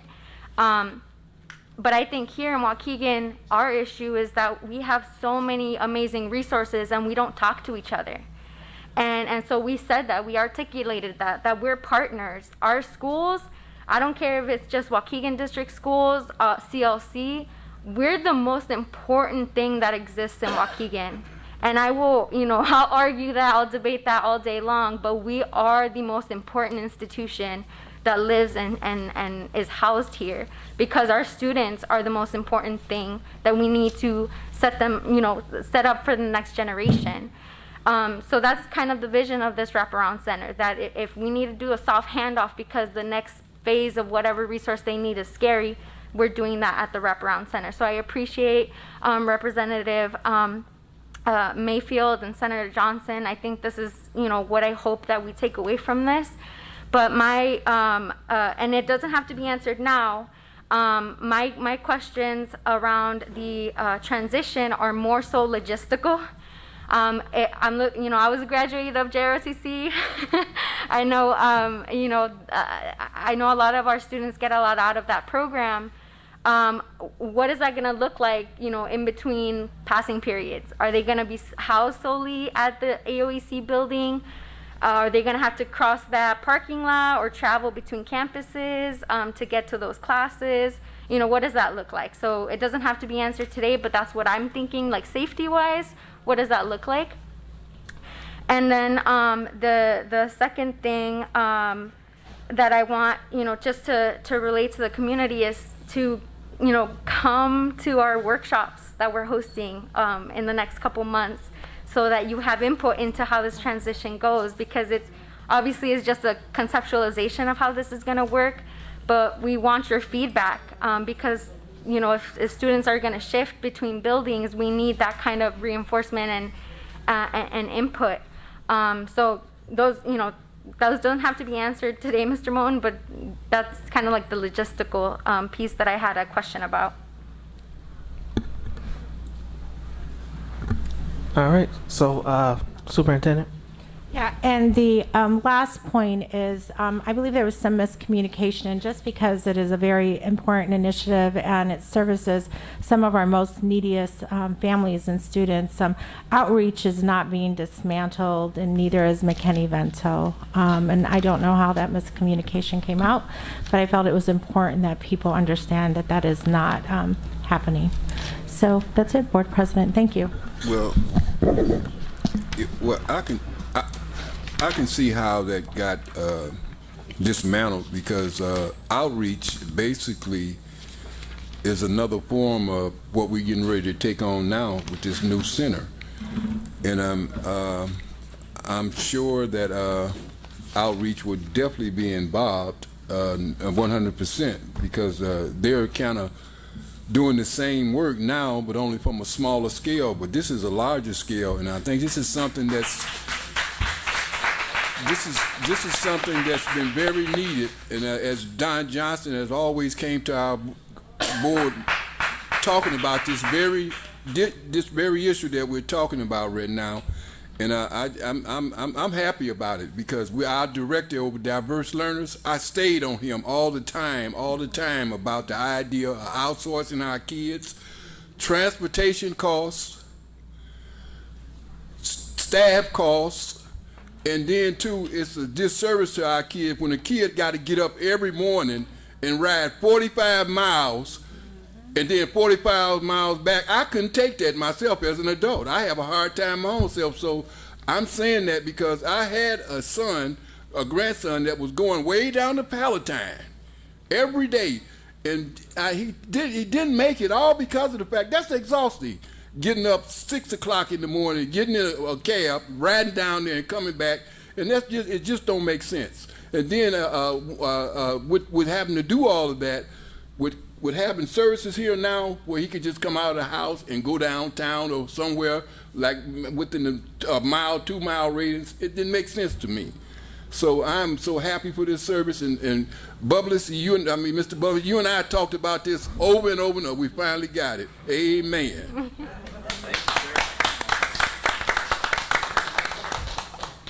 Yeah, so again, I want to make one correction. I said Miss Dobbs. What I meant was Miss Dotson. So Miss Dotson went with me. So thank you. Went with the team as we went down to Peoria.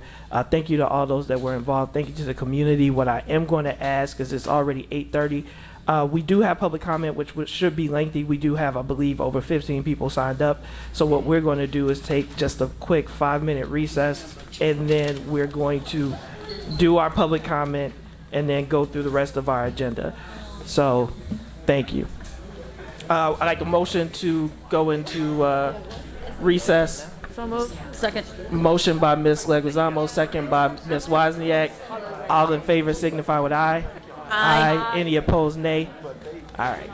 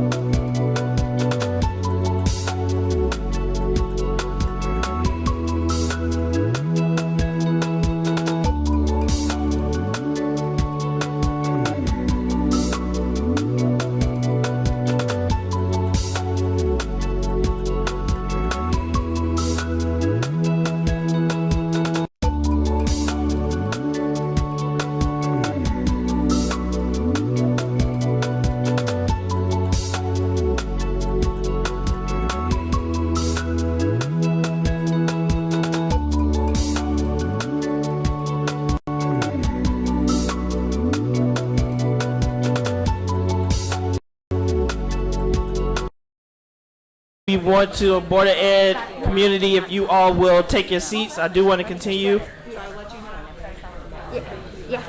I'd like a motion to resume open session.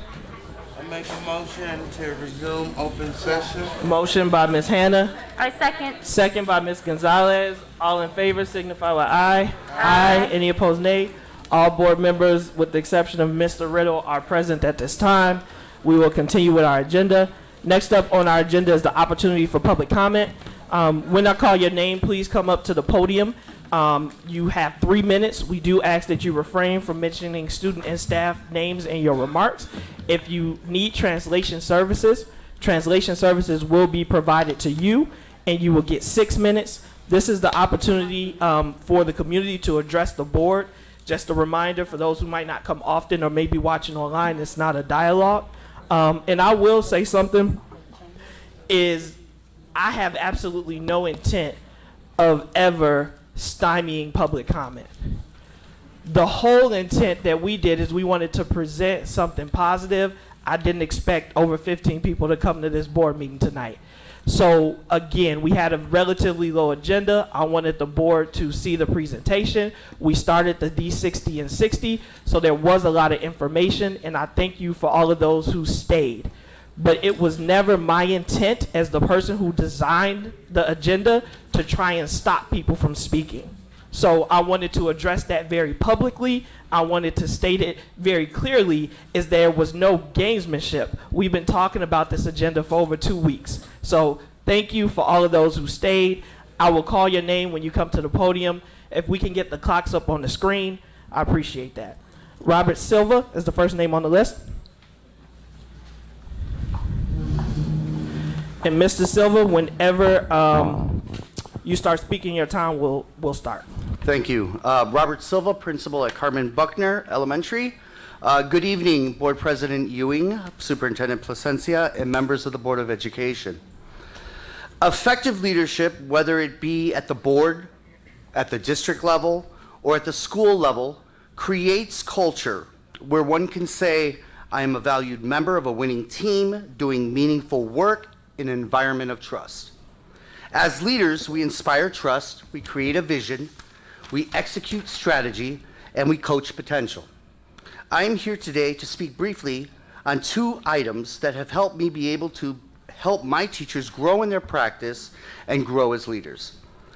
Curriculum mapping was a new endeavor for my school this year. Curriculum mapping is hard work, very hard work, but good work. And I want to thank the board and the superintendent for being forward-thinking in allowing this to come to fruition and sustaining it.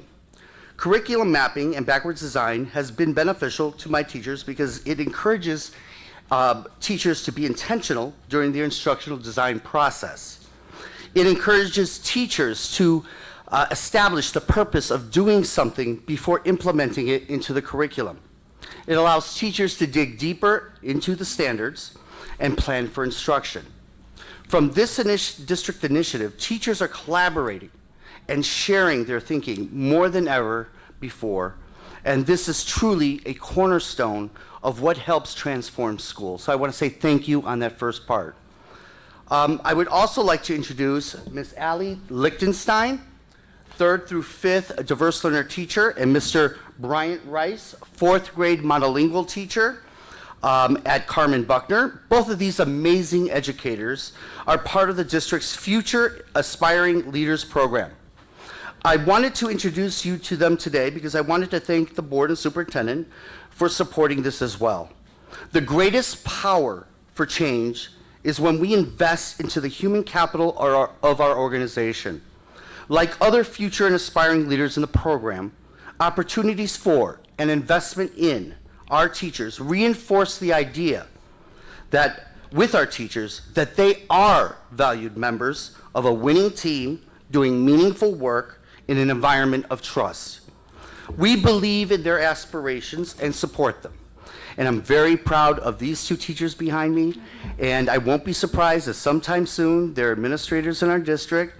Growing our own is critical to nurturing and sustaining success within our school district. Sometimes, I know the board may not, I may not be here, but I'm watching on YouTube. Sometimes you may not hear the impact of the decisions that you guys make at, on your board agenda. But I just want to take a moment to thank you and our district leaders for supporting these initiatives. Thank you, Mr. Thank you. Silva.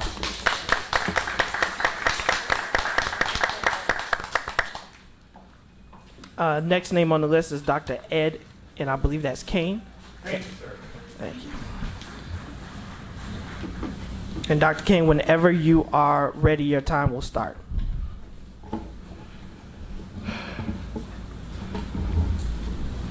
Good evening, President Ewing. Did I say it correctly? Yes. Board members, superintendent, and guests. I'm very impressed with all the things that the board has been doing for our students. Kula and I lived in Waukegan for a period of time, so I can call them ours. My name is Ed Caney. I hold a doctorate degree from the University of Chicago in Cultural and Economic Geography. I'm a steward of St. Demetrios Greek Orthodox Christian Church in Libertyville. About 2 years ago, our Bishop Metropolitan Nathaniel of Chicago asked our parish to develop a program titled Operation Classroom.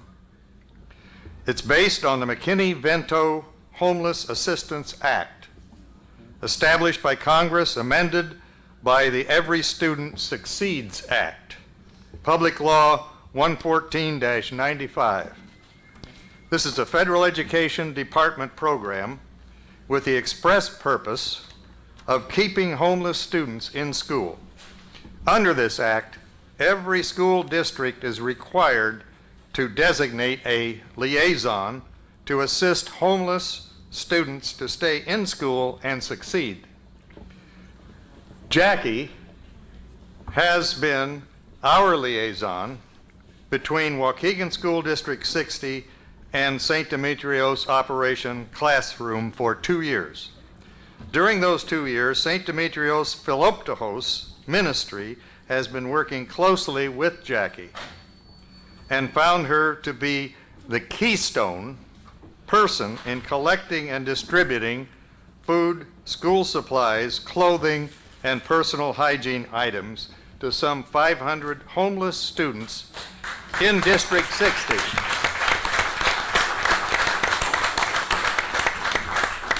These students range from pre-K through 12th grade.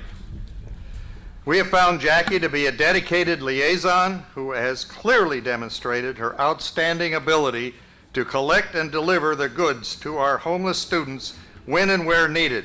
She is an honest and hardworking linchpin in our Operation Classroom, and we clearly need her to continue to work as our liaison.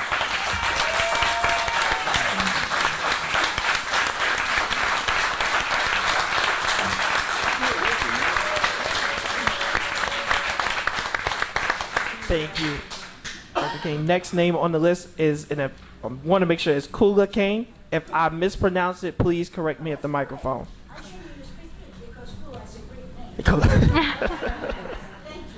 Thank you. And whenever you're ready, Ms. Kane, your time will start. I'm great.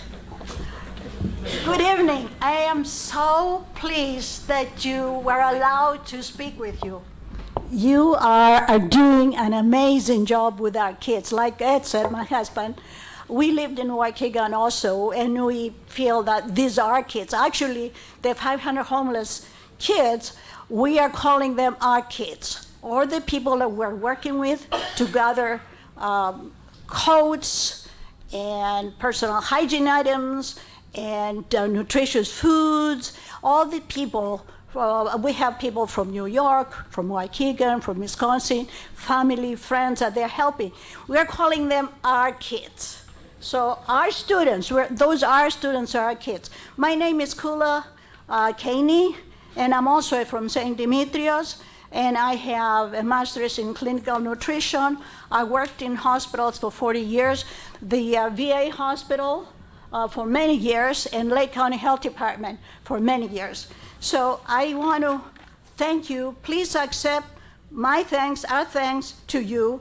And I personally feel grateful for the amazing employees you have to help us with the homeless students. And I'm talking specifically with Jackie, and then you have other wonderful people. They inspired us to inspire other people. So not only you guys are inspiring us, we end up inspiring other people to collect amazing, wonderful things for our homeless students. That's what we've been doing for the last 2 years. So,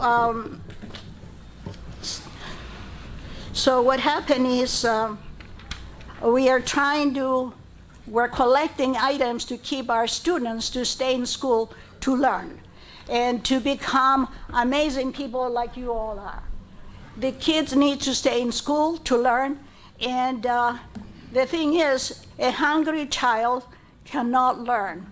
A child needs warm clothes, clean clothes, needs all the necessities all the other kids need in order to stay in school and learn. We want them to be amazing citizens for our beautiful country that we have. So adequate nutrition, because I have a master's in nutrition and I worked in hospitals all my life, adequate nutrition is absolutely necessary for normal brain development. Children with insufficient diets are reported to have more problems with health, academic learning, and psychosocial behavior. Malnutrition can result in long-term neural issues in the brain, which can impact a child's emotional response. So basically what I'm saying is we need to feed our children properly. Yes, ma'am. We need Thank you, nutritious Ms. Kane. foods. So please, let's keep going. Thank you, Let's Ms. have these Kane. good employees that you are giving us to help us, to inspire. Let's keep doing that. This is a wonderful working together. Thank you, Ms. Kane. So thank you. I appreciate that. Appreciate it.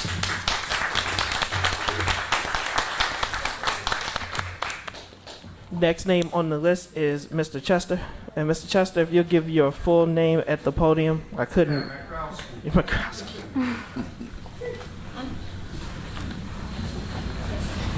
Hi. Hello? You need to adjust the microphone. It should go over you. Okay. See, the state passed the Sex Education and School Act, starting from preschool all the way up. Now, do we need to teach children from preschool, kindergarten, first grade, and second grade and fourth grade about sex education instead of teaching them about English, reading, math, and science? So it's up to the superintendent and the board to say no if you really want to help the children in our district to learn and get a better education instead of talking about sex. Second thing, where's the money go to that I spent for my grandchild to go to a private school? Is the money supposed to follow the grandchild?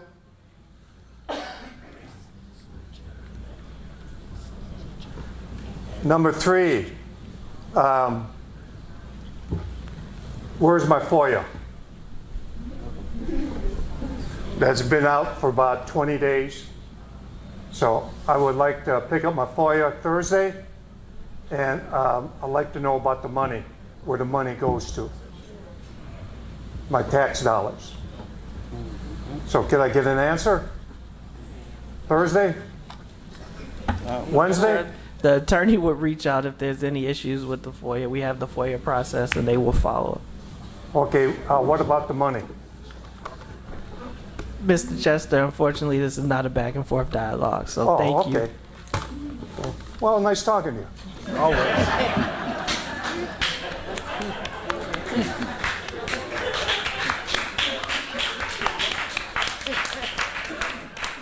Next name on the list is Ray Vukovic. And whenever you're ready, Mr. Vukovic, your time will start.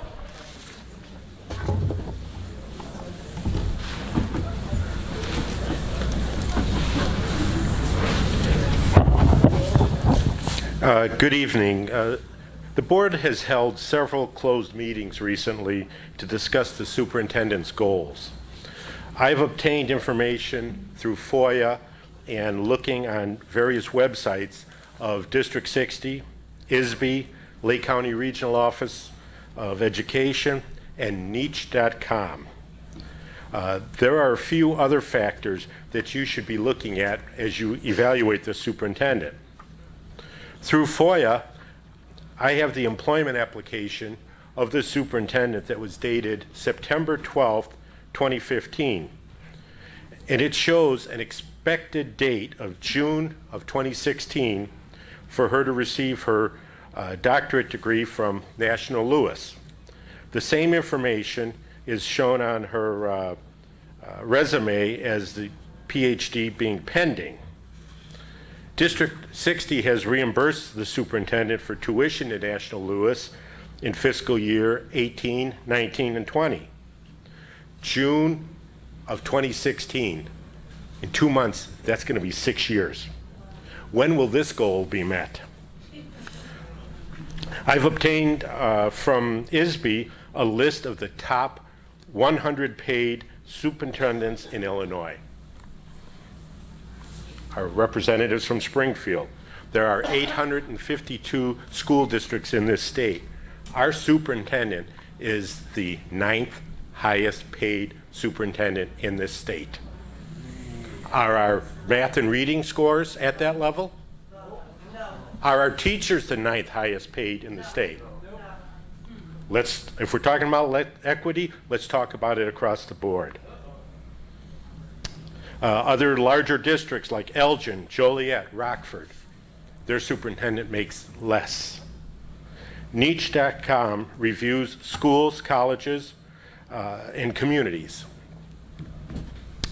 On a grading scale, they rate for Waukegan, District 60, their rating is D.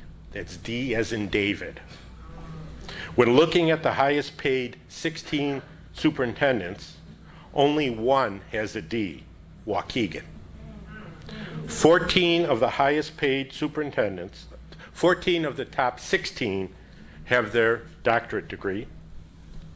The 2 that don't, the other one has a niche rating of A+, while Waukegan is a D. Another item, every 2 years, the board elects the president and the superintendent is elected as the board secretary. And the duties are to keep the minutes. District 60, you are in violation of the Open Meetings Act. You have not approved any board minutes since the October 12th, 2021 board meeting, and there are none posted. That's the duty of the board secretary, and it's your obligation to make sure that they're done. Thank you, Mr. Vukovich.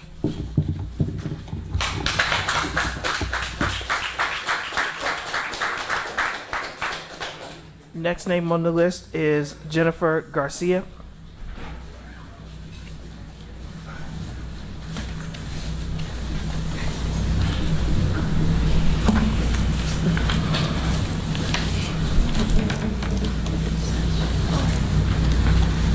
And Ms. Garcia, your time will start whenever you start speaking. Okay, thank you. Hi, I'm Jennifer, a senior at Waukegan High School, and I'm here in regards to the 2 days of graduation and why it should be 1 day. All year long, the district has sent out emails asking various things, but when it comes down to graduation, they have not asked for the input of the graduating senior class. The mask mandate has been lifted. Your vaccination status doesn't matter. You can go maskless with or without the vaccine, leaving our school mask optional. And if it's safe to go maskless indoors, why wouldn't it be safe to have 1 day of graduation outdoors? We've had the craziest high school experience. We left the pandemic as sophomores and came back as seniors. We have had so many events such as homecoming and last year's prom, and our sophomore and junior sports canceled. And all we want to do is to end our high school career together, just as we started. Due to some of our counselors leaving, many seniors are confused on what day they'll graduate. Their counselor may normally have a caseload where last names start with G to M, but the student's last name starts with C. And C is a different day than their counselor is assigned to. It leaves many students wondering when they'll be actually graduating. For people with younger siblings, their parents may have to give up sitting with their student to be able to sit with the younger siblings.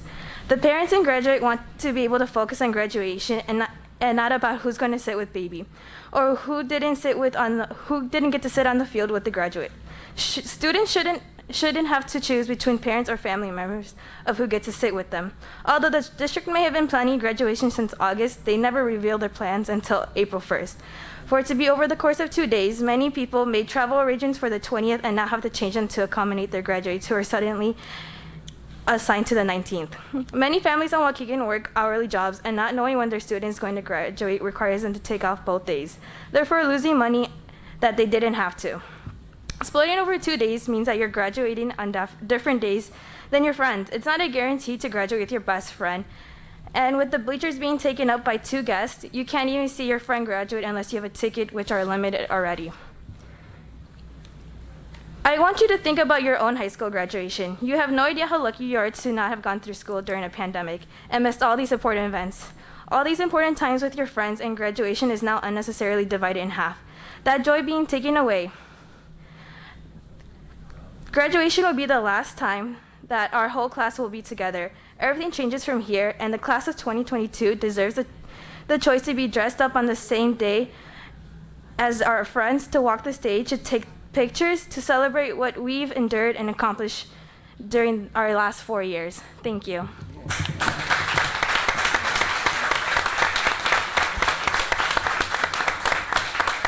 Thank you, Ms. Garcia. Thank you, Ms. Garcia. Jennifer, I heard your voice today, and my team's going to reach out to the high school to see what we can do about that, okay? We'll take a survey of all the students. Next up is Malika Freeman.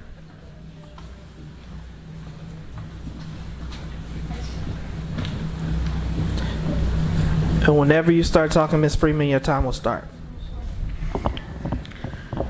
Good evening, board and everyone in their respective places.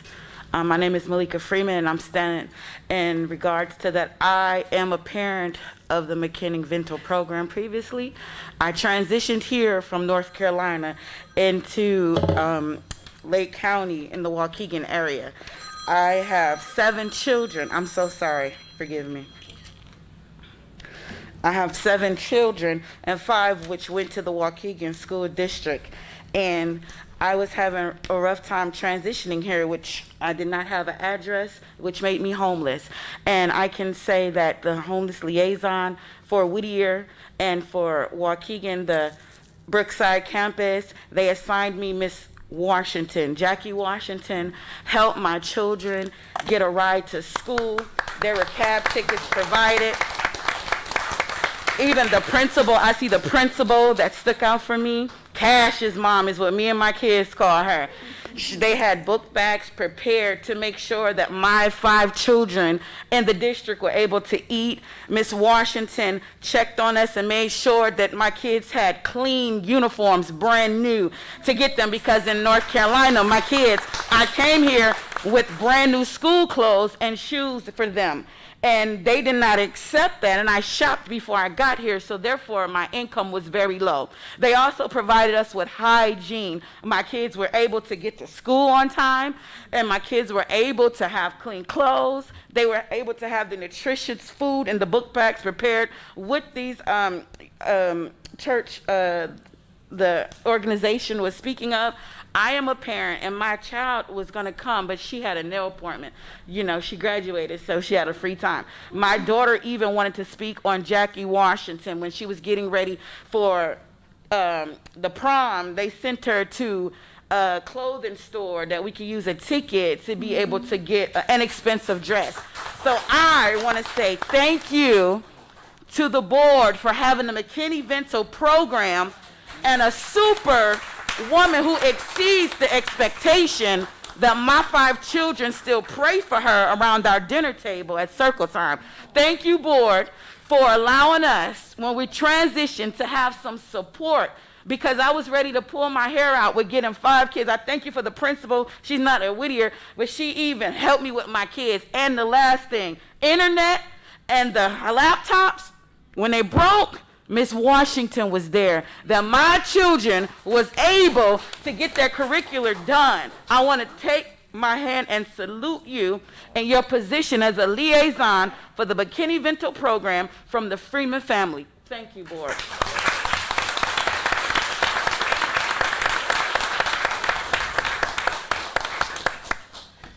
Thank you, Ms. Freeman. The next name on the list, and forgive me, I should know everybody, but I'm trying to read it. I believe it's Terry Waiter? Waiters. How you doing, Miss Waiters? I didn't know that was you. I know, I do. And whenever you're ready, Miss Waiters, your time will start.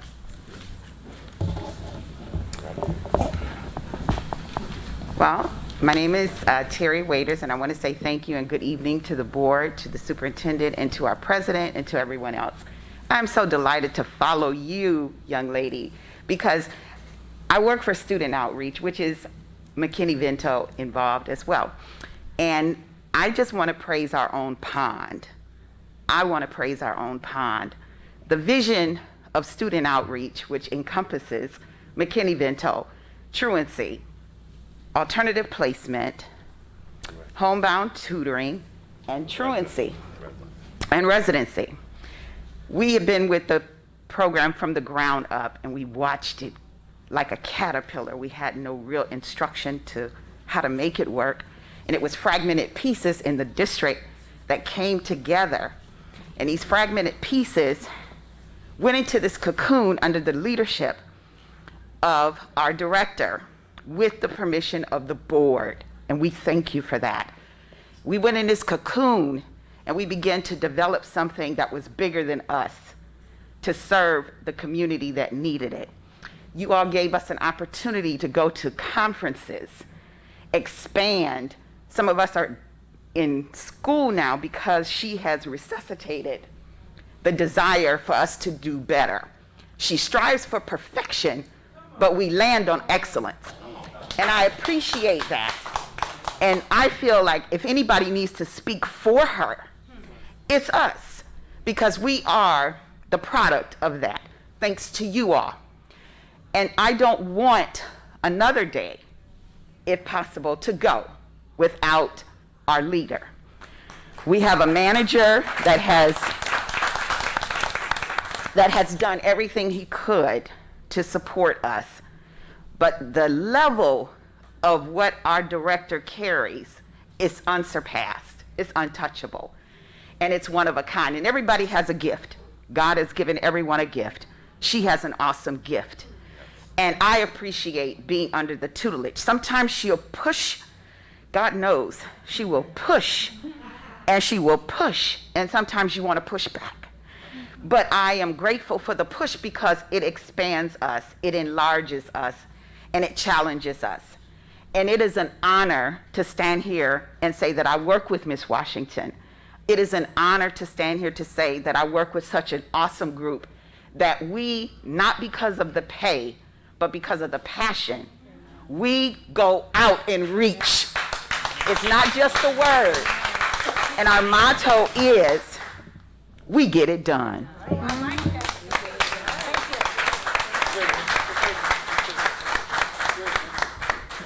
Next name on the list is Thomas Coleman.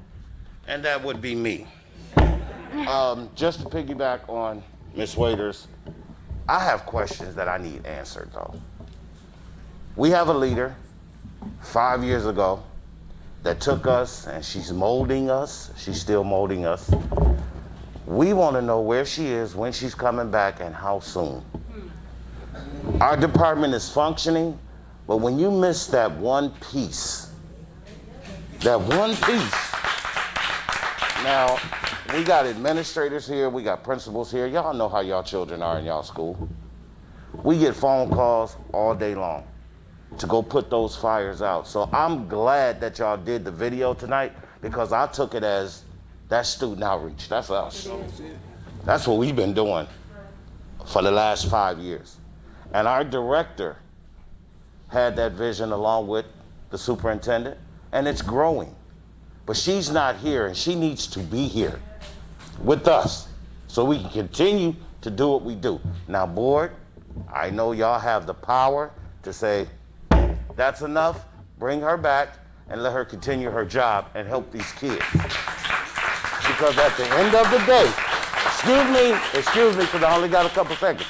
At the end of the day, there's not an individual that I can honestly say that will go out of her way for children. For children. And she's been doing it for a very long time. She is from the community, all three, North Chicago, Waukegan, and Zion. She's invested. So please, put it into this, bring back our leader, because that's what we want, and that's what the kids deserve. Y'all always hollering kids first, prove it. Bring her home, right here.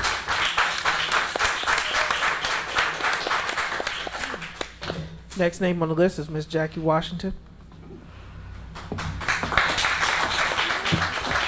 Thank you. Good evening to the Ms. board president, superintendent, and board cabinet, and people in the community. I would like to say, first of all, thank you so much for everyone that did come out and speak on our behalf, because everything that was said tonight holds so much value and validity. And I would like to say, there's no reason, I'm only the middle person, but there's no reason, there's no way I could do my job if it was not for Dr. Charmaine Hillary. Dr. Hillary created a platform, and she strategically sought out every person that is on our department, because she saw the gifts that we had, and she knew that our community is in trouble, and she also knew that we would be valuable to help our children. I would like to just say thank you to everyone that make it possible that we can reach our children. What we do, and like they said about the wraparound, that's the vision, but it's already in fruition. We already supply food, we supply transportation, which you all have, I don't have to reiterate what already has been told, but take heed to the people that what they're saying that we do. Please bring Dr. Hillary back. She is missed. We do need her with us. She's the one person that families could come in and see, the door would be open. We don't have too many people that we can come in and would open their doors to families and students. I don't care what you all say about Dr. Hillary. The proof is in the pudding of what she does and how she does it. Please consider to bring her back. And please allow us to continue to do our job. One thing that is missed, we've been stifled. My workday ends at 3 o'clock. I cannot end my workday at 3 o'clock. Homelessness does not end at 3 o'clock. So when I have a school member or school principal call me because a child is left at school or not being able to be picked up, I can't answer my phone because I'm not supposed to work after my hours. I don't do my job for just the pay. This is my ministry. This is what God has called me to do. And it's not about me. It's not about anybody in this room. It's about our children, and they are so worth it, and they deserve everything that we have to offer. Please, please reconsider what is being done today. Thank you.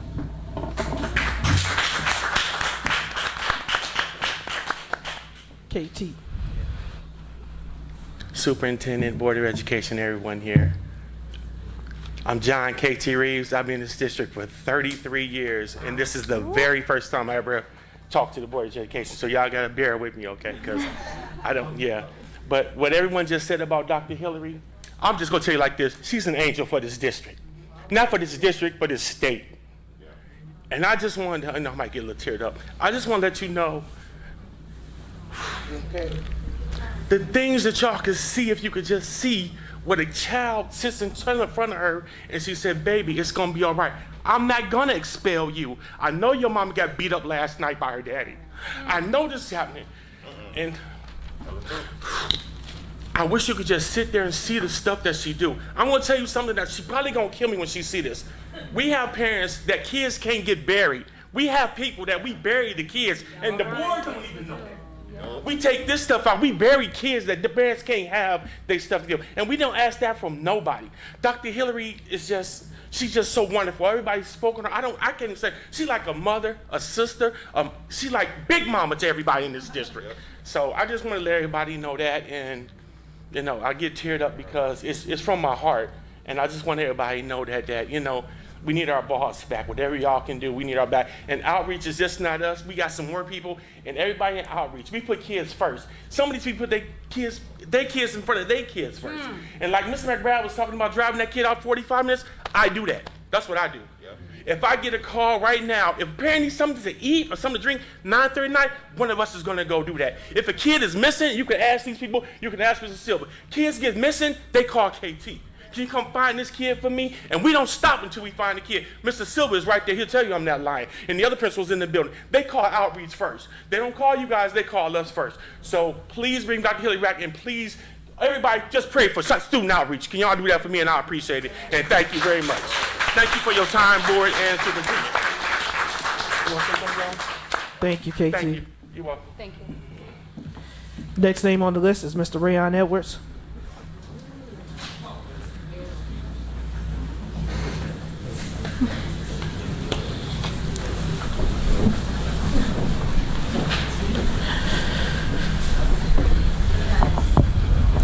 Good evening, community members, board, superintendent, board president. You know, it's real funny to me, something that I was taught when I was a little kid. My grandfather used to tell me, be mindful of things, pay attention to details, and listen to the words. As I come to this meeting tonight, and I come to these meetings quite often, and I'm looking at this agenda was strategically put together tonight, okay? Because we've been coming here for weeks complaining to you guys on this board about what's been going on in our district. We got staff downstairs being locked up like animals during the day because they on administrative leave, and y'all got them sitting in a room at a desk where it's cold. That's not fair. And everybody here acting like we don't know what's going on.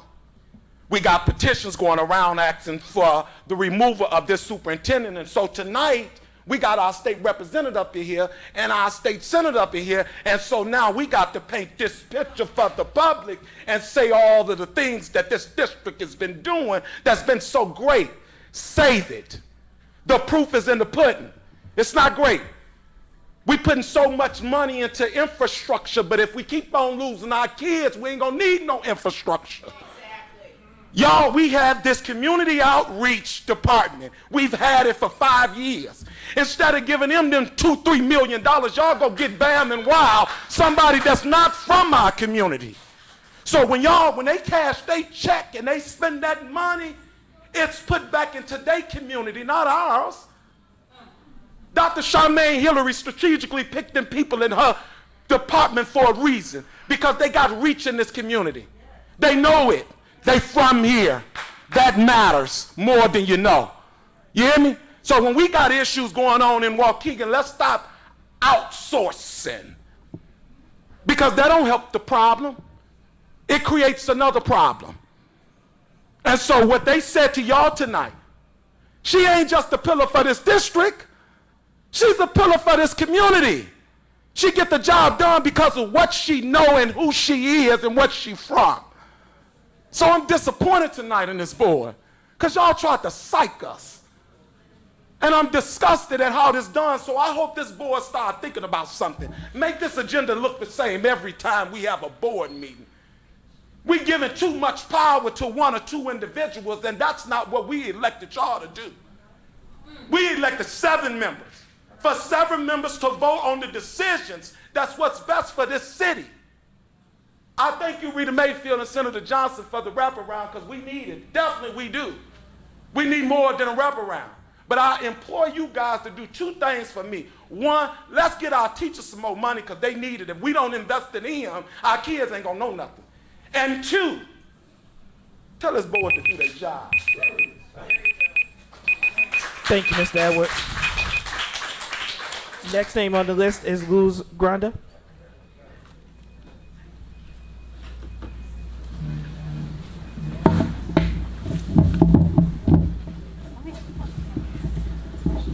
Yeah, if we can get 6 minutes to allow for translation services, please.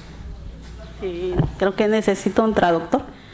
Wait 1 sec. I want to make sure you get your time. Pues yo podría decirles muchas cosas aquí a ustedes hoy, pero varios de ustedes no me van a entender. Me imagino que el presidente me ha atendido hoy. No, no me entendió. I wonder if the president has understood me today. I bet not. Es la misma situación que yo vivo cuando no me traducen y es muy feo. It's the same situation that happens when they don't interpret for me. It's very bad. Bueno, voy a tratar de estar tranquila. I will try to stay calm. Estoy aquí porque yo soy un padre muy involucrado. I am here because I'm a very involved parent. Tengo ya varios años en este distrito. I have many years here in the district. Y a mí lo único que me interesa es la educación de mis hijos.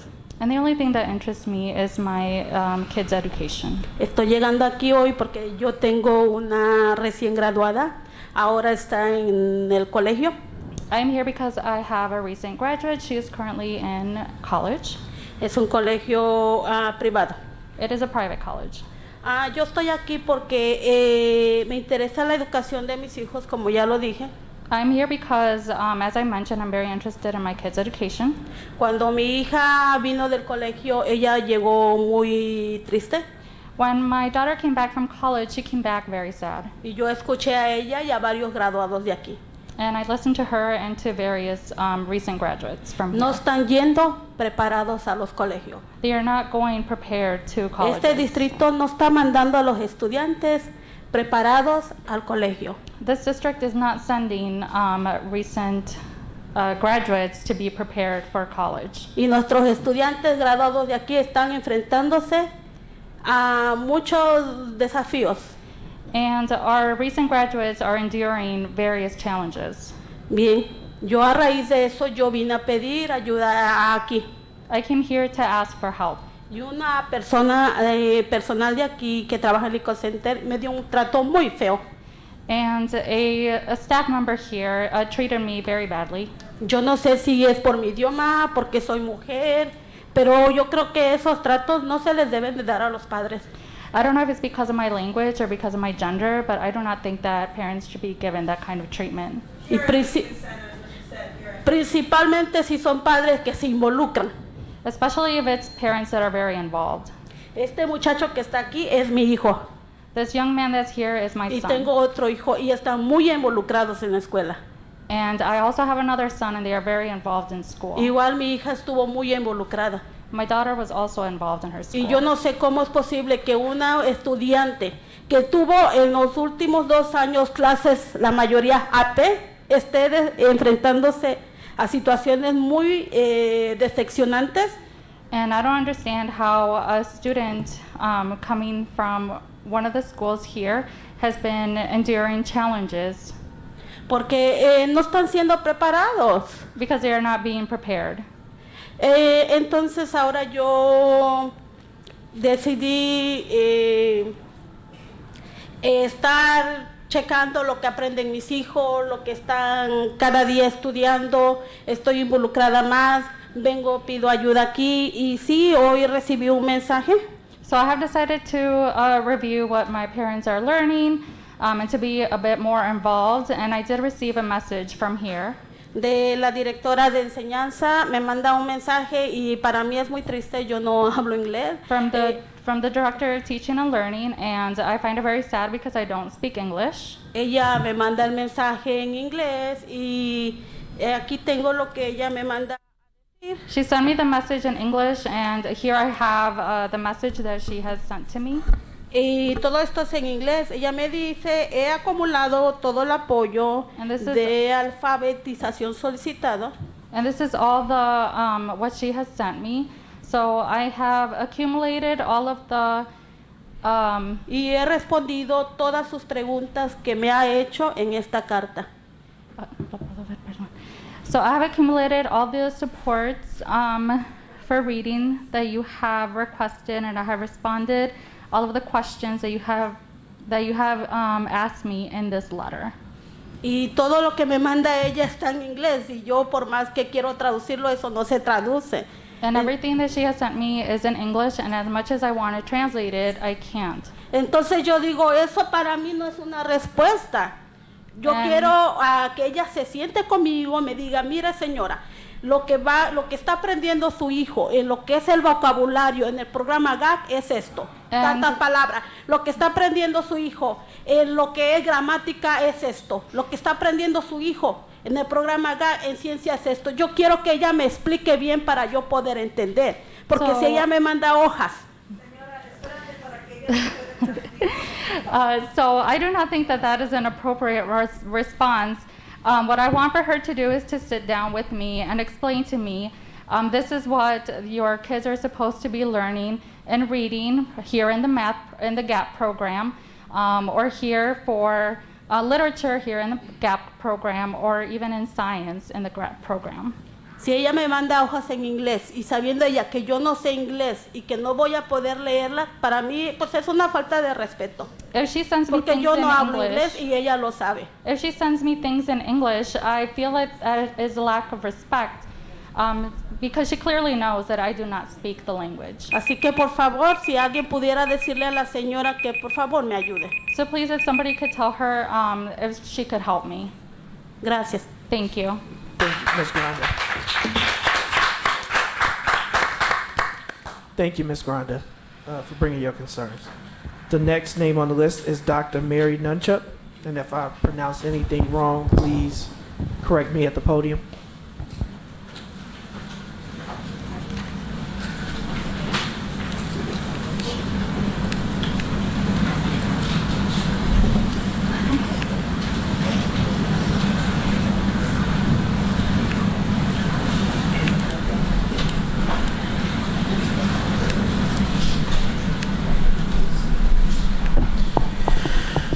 And whenever you're ready, Dr. Nunchuck, your time will start. You have my name correct, sir. It's Dr. Mary Nunchuck. I am a 40-year resident of Waukegan. I practiced psychiatry here in Waukegan for a number of years. While I've practiced some of the time doing high-end psychiatry in very affluent areas, at least 80% of my practice was in marginalized communities with the chronically mentally ill, convicts, and the very, very poor. I'm here representing St. Demetrius Orthodox Church. Our Philoptoppos, the women's philanthropic arm of the Greek Orthodox Church, sponsors Operation Classroom, for which our entire parish participates. Philoptoppos is the second largest philanthropic organization in the United States. We're second only to Hadassah. Our parish has been part of the Waukegan community for over 90 years. We will be celebrating our centennial shortly. Many of our members, including our current priest, are alumni of Waukegan High School. When Operation Classroom was started and all parishes were asked to participate 22 months ago, because of our ties to the city of Waukegan, we adopted the Unit 60 schools as our recipient. We were placed into contact with Jackie Washington. Over the past 22 months, we've made monthly contributions to the McKinney-Vento students. I've supplied copies of our Excel sheets outlining our donations for the year 2021 and for the first quarter of 2022. And all board members should have copies of those sheets tonight. While we're only one of the many organizations that contribute to the Unit 60 school programs, the students of McKinney-Vento have been adopted as our kids. The members of our parish community know the importance of education. Most of our parishioners were immigrants, or we are the descendants of poor immigrants who came to this community for a better life and to escape adversity. As a result, we know the importance of education as a way out of poverty. And thank you, Dr. Dunn. Thank you.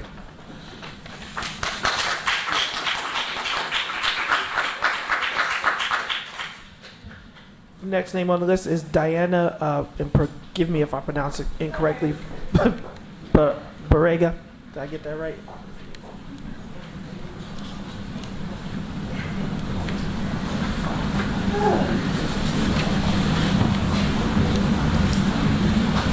And whenever you're ready, Ms. Barrega, your time will start. Thank you. Good evening, board and community members, parents. I just want to start real quick. I feel it. I need to say thank you, Ms. Jackie. I was displaced 2 years ago, going through transition with my son being, he goes to outplacement school. You all know that. I have a wonderful son. It is Autism Awareness Month. Ms. Jackie was awesome. KT can still call him to this day. If the bus leaves because they're in Patient Safeway, KT will come to my home and still go and get my son to school. I hope that you guys make the right decision in supporting them, bringing Dr. Hillary back. She is awesome as well. And I needed to say that because, you know, we fall, but we get down, we get back up. And I just thank God for them and the ministry and what they do and they pour into the community. I was not here for that reason, but I needed to say that it's important. And also with the transportation, my son was in an accident today on the way to school. So while we're transporting our children to outplacement schools, those are one of the things that can occur. Happy that he's there because District 60 did fail him. He was not learning. He is talking by the grace of God. He's doing what he needs to do, and I fight. I'm going to continue to fight for my children's education. So I'm here on a different situation. I wrote a letter to Mr. Brent. I wrote it to the district. My daughter goes to North Elementary School, and it says, a group of PTO members, Mr. Moulton, a group of PTO parents met with Principal Nicole about having a cross guard at North Elementary because the conditions are hazardous for our students. She stated that the parents are not following the procedures is adding to the problem and that they are removing the barrier that is placed to keep cars out. Though Ms. Nicole herself just yesterday morning while parents were dropping off their children too went through the parking lot doing the exact same thing that we as concerned parents are worried about. It doesn't help the situation. It doesn't help the situation to change when we have that happening and people are watching that.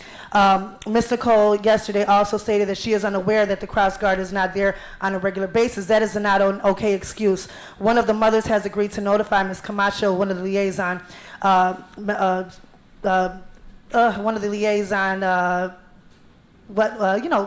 the teachers that work there. I don't know her exact position.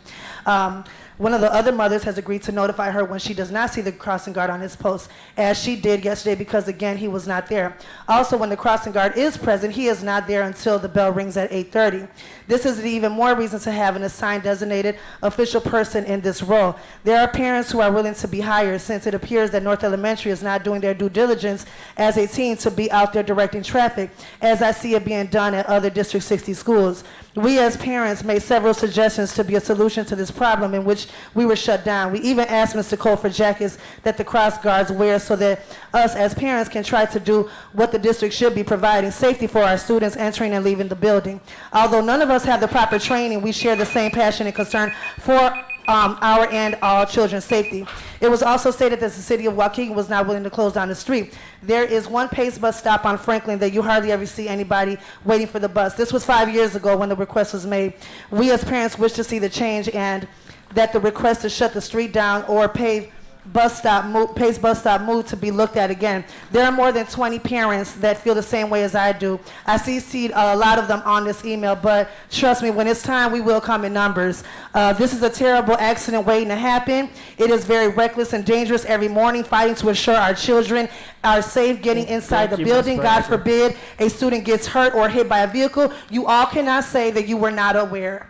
We shouldn't have to go to the board or to the City of Waukegan Council for this, but we are prepared to do so for the safety of our children. I encourage you to come out, see the conditions. The police, only person that responded was Chief Deputy Zupek was the only one. Brandon, Mr. Brandon, I put you on the email as well. Our principal, nobody responded. Mr. Moulton, he did respond.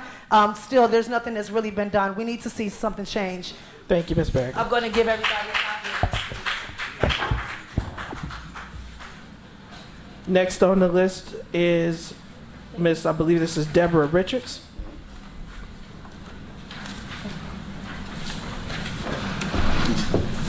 Thank you.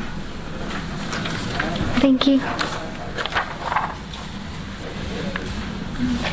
All right. Good evening, everybody. My name is Debbie Richards, Deborah Richards.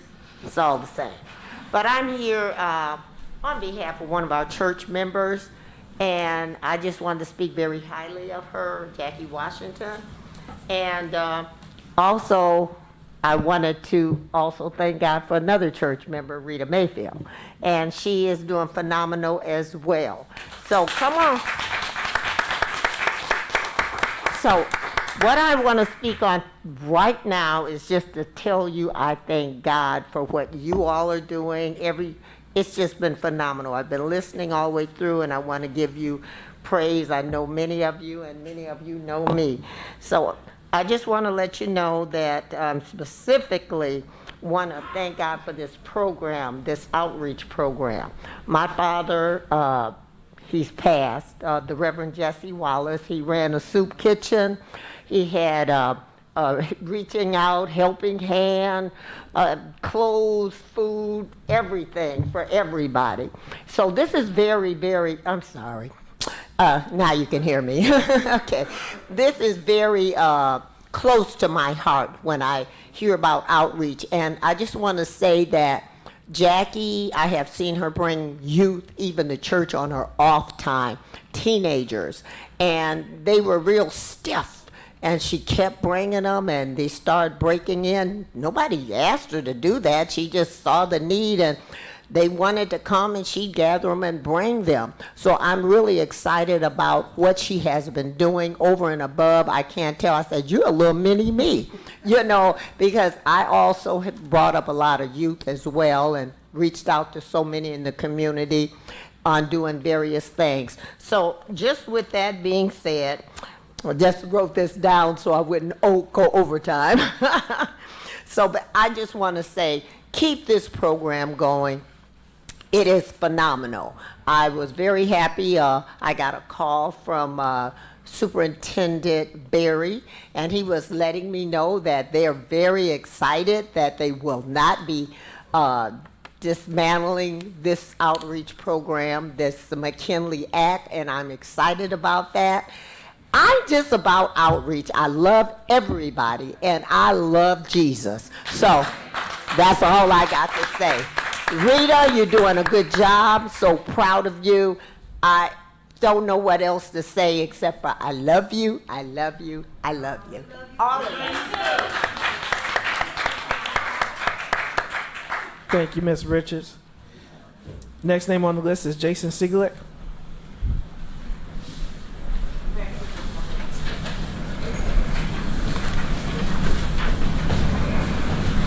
Whenever you're ready, Mr. Sigelek, your time will start. Okay, my name is Jason Sigelak. I'm the principal at Washington Elementary School in Waukegan. Good evening, Superintendent, Board President, and honorary board members. I'm here today to echo some of Robert Silva's sentiment that the curriculum writing project has been an enormous lift for teachers, but such important work. I would also like to thank the board for approving the EM4 math curriculum several years ago because it's such an important curriculum. The fruits of that work has yielded improvement in student achievement in every classroom in my building in NWA math from the beginning of the year to the middle of the year. And we're really proud of that work. And I'm confident that we'll continue to grow in both math and reading by the end of the year. After all, early literacy and math are essential indicators for college and career readiness. I also want to thank the board for their approval of the Inspiring Leaders program, as Robert Silva so eloquently put. I have a third grade teacher who's in the program and is very talented. She's a born leader. Finally, the week of March 1st was Read Across America Week, and to celebrate, we hosted a Read Across Washington Day on March 2nd. During the event, board members and district staff volunteered and took time out of their busy schedules to come to my building and read to my students. My students and staff and community and parents were all very happy that that occurred, and are just so thankful that you guys came and read to our students.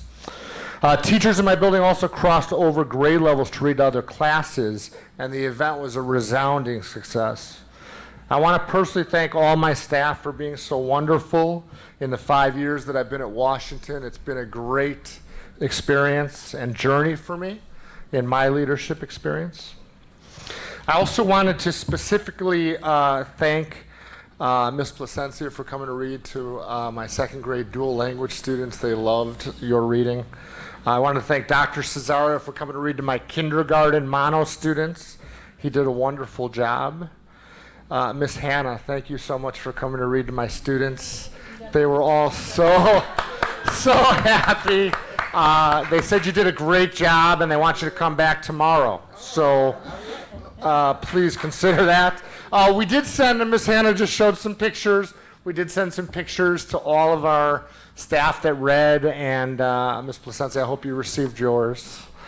It was really great to see you there. I want to thank Ms. Dotson, the Director of Social Work, for coming out to read, and Ms. Polk in the business office, who works with numbers all day, was reading to our students, and that was great. Mr. Christensen in the Welcome Center is always so helpful, and he read to our students. Ms. Jakimzik and Ms. Reuter helped our students.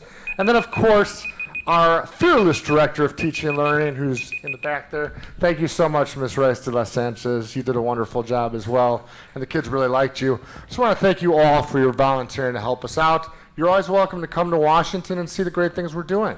Have a great night. Next name on the list, Anthony McIntyre.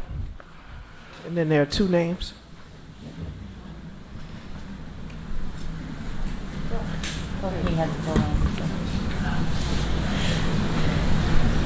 And Mr. McIntyre, whenever you're ready, your time will start. Is it at all possible to get a translator? There you go. A translator to speak into Spanish? Yes. Typically, there's a translator in the back that's already translating for our Spanish speakers. They have headphones, so they conduct the interview in their language. If we can restart the time. So go ahead, whenever you're ready, your time will start. So the Ant Mound Foundation hosted a forum. The title was School to Prison Pipeline. We invited everyone that we felt contributes to the School to Prison Pipeline. That was law enforcement, state's attorney's office, trauma specialists, students, of course, they're the ones who are filling that pipeline. And I'm missing someone, but we wanted to hit every spot that we thought contributed to the School to Prison Pipeline. School district, that's what I was missing. And that's also what we were missing that day. I don't know how you have a school to prison pipeline conversation without the school districts being represented. I am representing the school of thought that came to us from some 42 comments that we received where the question mark was there as to why was the school district not present. Hopefully when we have round two, we will have someone from the school district that will be present, because there were questions that were asked that no one else would be able to answer. And the fact that we had board members in the audience, as much as I appreciate Ms. Leguizamo, President Ewing, and Adriana, Ms. Gonzalez, I apologize. That's not what they were there for, because when everything is said and done, you guys don't administer anything. So we also had our first day of our new business incubator program. We had that. It started yesterday. We are wanting to do any and everything that we can at the Ant Mound Foundation to pull young people away from activity that they may not want to be involved in anyway. One of the ways in which we do it, we're using entrepreneurship as a pull to distract young people from behavior that some people will call bad. Many of these young people, if you really think about why they're getting into trouble anyway, I heard some of the comments tonight, some of them are hungry, you know. Some of them are in homes that they probably come to school to get away from. You know, I think that if we really, really thought about it, we would definitely do everything that we can to ensure that these young people are not demonized in a way where you call them bad kids. We would recognize what's at the root of it.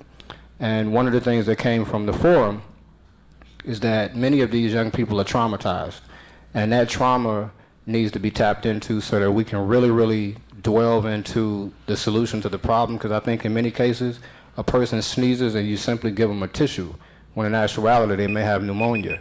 I think you need to look into that a little bit more, and I really do look forward to the school district being involved more in what it is that we have going on. I have a few other things to say, but I guess I ran out of time. Thank you. Thank you, Mr. McIntyre. Next name on the list is Monique Domino.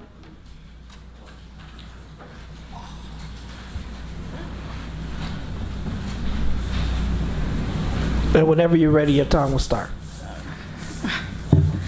Hello, everybody. This is my first time ever coming to a board meeting, and I've been a Waukegan resident for some years. And I did really enjoy the forum tonight. I might attend a few more. But the main thing that kind of stuck out as I was listening to everything going on was the two words, which was accountability and trauma. Excuse me, I'm a little bit nervous. Okay. And so really, it's kind of like to segue into the reason I'm here, and that's for my son.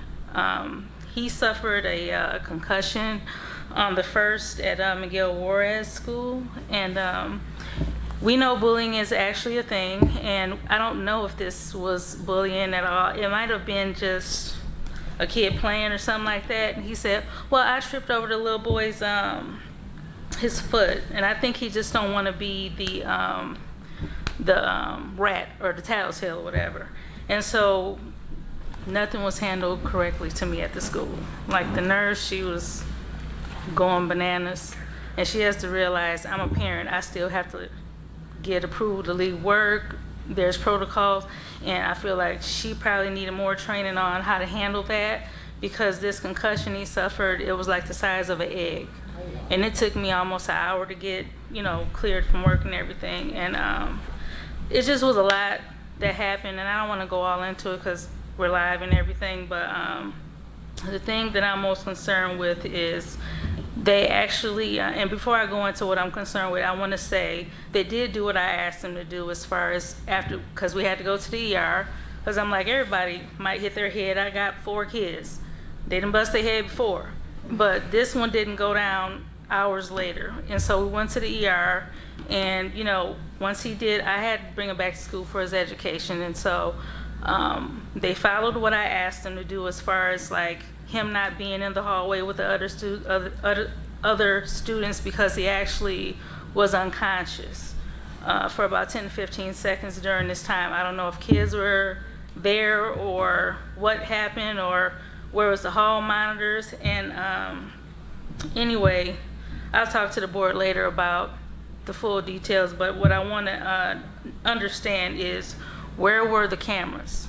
Because I asked them, how will you know if somebody actually trips my son if you guys, what happened? Did you review the footage? And she was like, no, we didn't review any. And I'm like, well, did you see anything? She's like, well, the cameras weren't on. So it's like, did I misunderstand them? Do they have cameras at Miguel Juarez, or were they off? And if they were off, why? Why were they off? Because I want the kid disciplined. That's all I have. Thank you, Ms. Domino. And the next name on the list is Margaret Carrasco. And Ms. Carrasco, your time will start whenever you start speaking.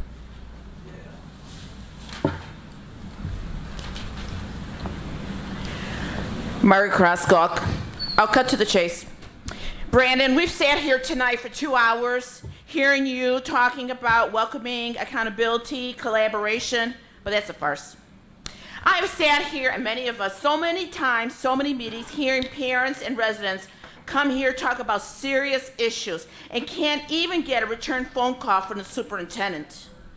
Brandon, you claim that the board, the superintendent, and yourself cannot respond, but just tonight, the superintendent responded to one of the speakers. You're illegally denying parents and taxpayers based on the content of their message. So if they like what you say, then they'll respond. If they don't like what you say, you ain't gonna hear nothing. Today, there was an article on Beach Park where they're not renewing the superintendent's contract because of so many complaints for the community. Kudos to them. They're doing their job. So what options do we have here in Waukegan? Because that's not the case.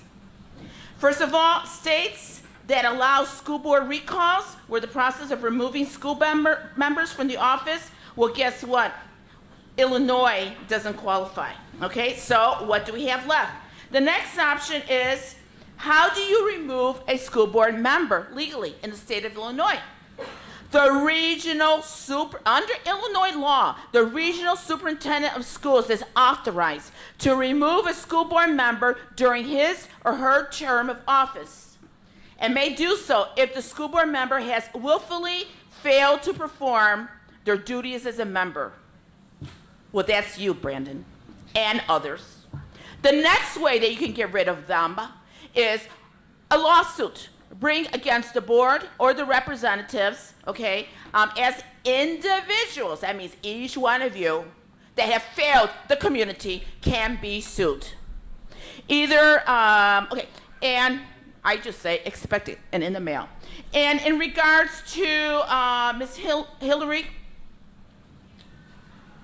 I tonight challenge right here Rita Mayfield and Adrian Johnson as African American females in the community to look into and see how many African American highly educated females Placencia has gotten rid of here in the district. Bingo. It is pitiful, okay? And I think it's your responsibility to do and stop this from occurring.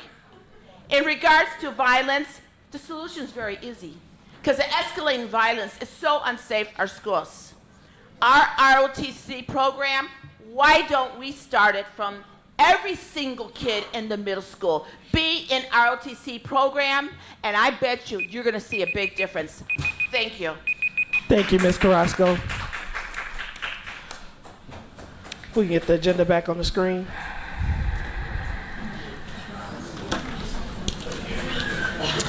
All right, it is 9:55, it's 10 o'clock. Our student board member is here and she has PSATs tomorrow. I will ask for, do you want to do your student board member report? Yeah. Yes, so I'm going to move up the student board member report, then I'm going to take a 5-minute break, and then it's up to you if you would like to stay, but it's now 10 o'clock and I know you have school tomorrow. Yeah. All right, go ahead. No, go ahead, yep. Uh-huh. Or should we take a 5-minute? You want to take 5 first? Okay. So with that, I'd like a motion to go into open session and stand in recess. Or stand in recess. I motion. Motion by Ms. Leguizamo. Second by Ms. Gonzalez. All in favor signify with aye. Aye. Any opposed, nay. All right, we are.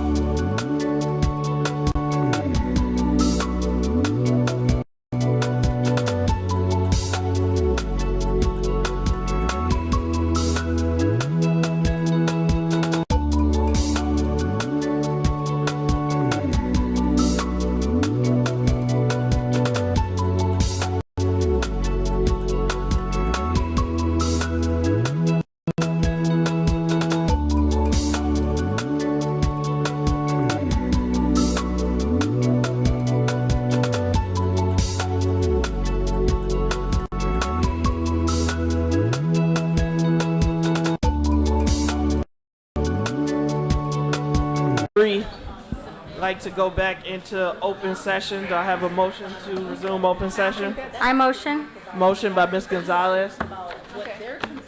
Ms. Logizamo, I got a second. Ms. Wozniak. Second. All in favor of resuming open session? Aye. Get back here, huh? Aye. Any opposed? Nay. Nope. All right, we do have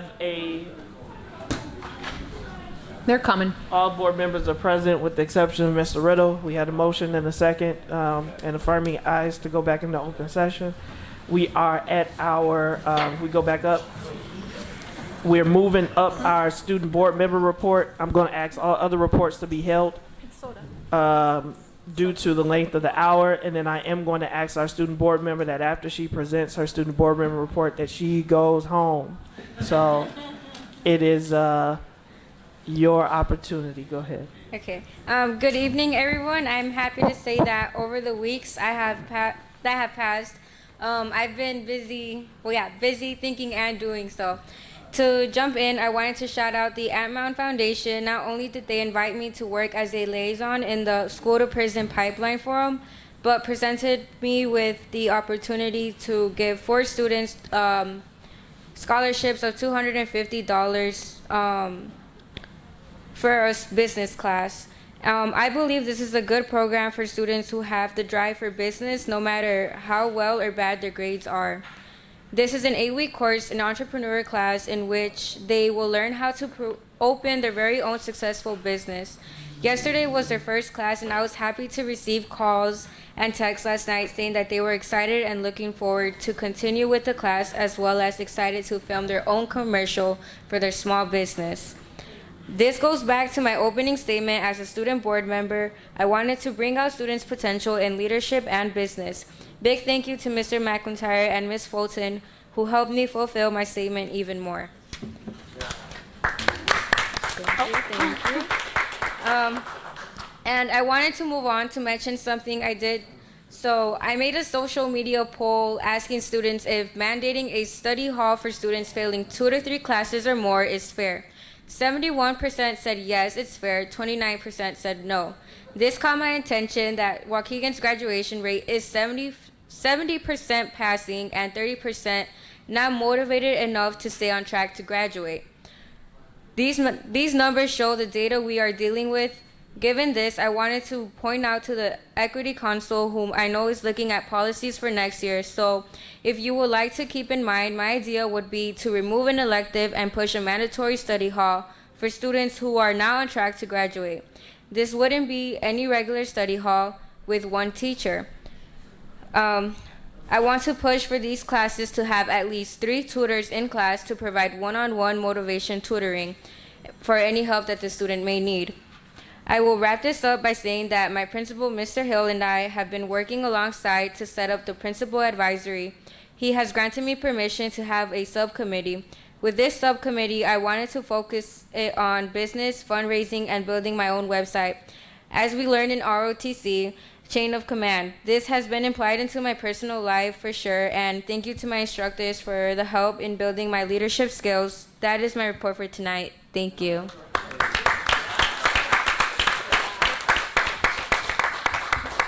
Awesome. And again, we love for her to stay, and she has great attendance, but she does have the PSATs tomorrow. And so Ms. Fulton is back there giving me the stink eye. So we want to make sure all the students get home, get some sleep, get up early, eat a nutritious breakfast, and be ready for those tests. So thank you. Next up is our consent agenda. So these are items that should be routine in nature, previously discussed and or non-controversial. There are 5 items there. Any board member can request that any items be held over and voted on separately. Are there any requests to hold any of these items out at this time? I'd like a motion to approve items A through E and the consent agenda. I second. Motion by Ms. Wozniak, second by Ms. Gonzalez. Ms. Hannah? No, I just wanted to, I had asked a question regarding the liaisons for the speech and language. Before, I had asked about some information. What was the question, Ms. Hannah? About if the person that was owns the company that is hiring the people, and I asked for that information. Do we have a response to that request, Mr. Figueroa or Ms. Superintendent? It's my item, and there's no company that owns that. Yes, please. There's no company that owns anything to do with this position. It's posted, it will be posted if approved by the district, and someone will have to apply, and they will be hired by the district. This is for the language liaison, just so we're clear about the item. Yes. Okay. Do you remember me asking the question? I do remember, Ms. Hannah. Yeah. But Mr. Bubbles is saying it's just going to be a regular job posting, like on our Yes. website? Okay. Yep. Okay. Okay. All right, so we got a motion for items A through E, first and a second. Roll call vote, please. Mr. Riddle, Mr. Callahan, Ms. Callahan Wozniak, Yes. Mr. McBride. Yes. Ms. Gonzalez, Yes. Ms. Hannah, Yes. Ms. Leguizamo. Yes. President Ewing. Yes, item approved, motion carries. Item A, handwriting without tears. Item B, additional language liaison for the speech and language department. C, approval of the purchase of Miguel Juarez student desk and chairs. D, renewal of Tableau software and licenses. E, renewal of frontline staff development system. Under purchases and contracts, there are 5 items listed, A through E. I'm going to ask if the board would be comfortable with taking those items as one action. So moved. Second. Motion by Ms. Gonzalez, second by Ms. Hannah. Just for clarity, this is done to expedite the work of the board. These were not the consent agenda, but we are taking them as one item, as there should be, unanimous support for all decisions. But Board of Education, please be aware that a vote in the affirmative is a vote for all 5, and a vote in the negative is a vote against all 5. We have a first and we have a second. Roll call. Ms. Callahan Wozniak, Yes. Mr. McBride, Yes. Ms. Gonzalez. Yes. Ms. Hannah, Yes. Ms. Leguizamo. Yes. President Ewing. Yes. Item approved. A motion carries. I'm going to read those for the record. 11A, purchase and installation of a public address system at AOEC. Approval of removal of buried underground storage tank at Whittier Elementary School. C, approval to purchase new playground at Oakdale, Lion Cook, McCall, and Clark. D, approval to purchase aerial lift truck. And E, approval to purchase furniture for Glenwood Elementary School. We are now at our item 12A, approval of teacher recruitment for 2022. Can we hold this over? What's the rationale for holding over, Ms. Hannah? Just because, with I understand recruitment, and Lord knows we need teacher recruitment, but I just would, this one is kind of like a blanket, request, and there's not, because I read, and this is not, it's included but not limited to Mexico, Puerto Rico, HBCU, and others. And, that's kind of broad in terms of what we're approving to give approval for. And maybe Mr. Figueroa is right here. Maybe he can help me to understand the other. And I'm sorry, Mr. Figueroa, others. is this time sensitive? It is. Well, you can tell me.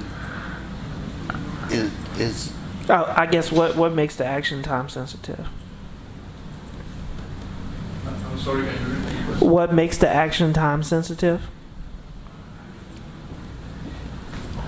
Good evening, members of the board, Ms. Plasencia, and public. Time sensitive because we're already planning our recruitment, and some of that, as you know, is outside of the area, and it requires travel. And that travel requires us to plan accordingly, and based on that also we follow some schedules that are imperative for us to be successful. I think that our record is stellar in this area, There's no question that we are producing candidates for hard-to-fill position. In respect to Ms. Hannah's question, the other is any trouble that might not just be outside of the boundaries, but also can be local, whatever. It's basically a travel authorization for us, and the authority being delegated for us to make decision to spend some monies traveling for the purpose, exclusive purpose of recruiting. Would Can the I- actual expenditures be coming back for the board if it exceeds the allowable amount? And I'm troubling with what that is. Absolutely, but we expect that we're going to cover most of these funding from grants money, but still, because if we travel anytime beyond 3 days, and there is a cost involved with that, we need authorization from the board according to the rules here in Illinois. So this is preemptive and preventive. Doesn't mean that it's going to happen right away, and it only, as you know, which is my trademark, it only happens if I have a good reassurance that it's going to be a productive trip for Waukegan Public Schools. The days are gone when we just go to show the face in places and have zero return for the children of Waukegan. Ms. Gonzalez? Yeah, I just two questions maybe. I know that there are vacancies that are hard to fill, and I know it's a really tough time to recruit. But I think for me personally, after having many conversations with people in the area, I want us to, yes, if you have to travel to go get other teachers, fine. But CLC and University Center, they want to work with us. They're graduating teachers and certified people, and they want to work with us. And then, you know, not too long ago, ISB just earmarked almost $2 million to prioritize, you know, prepping new or already working teachers that just need an extra license or something to be bilingual teachers. So I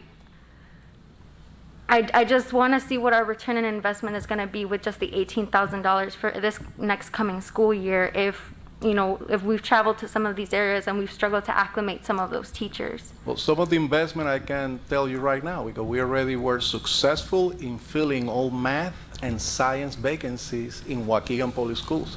Right now, our district have over 20 vacancies in special education, but we already filled over 20 last year following this method.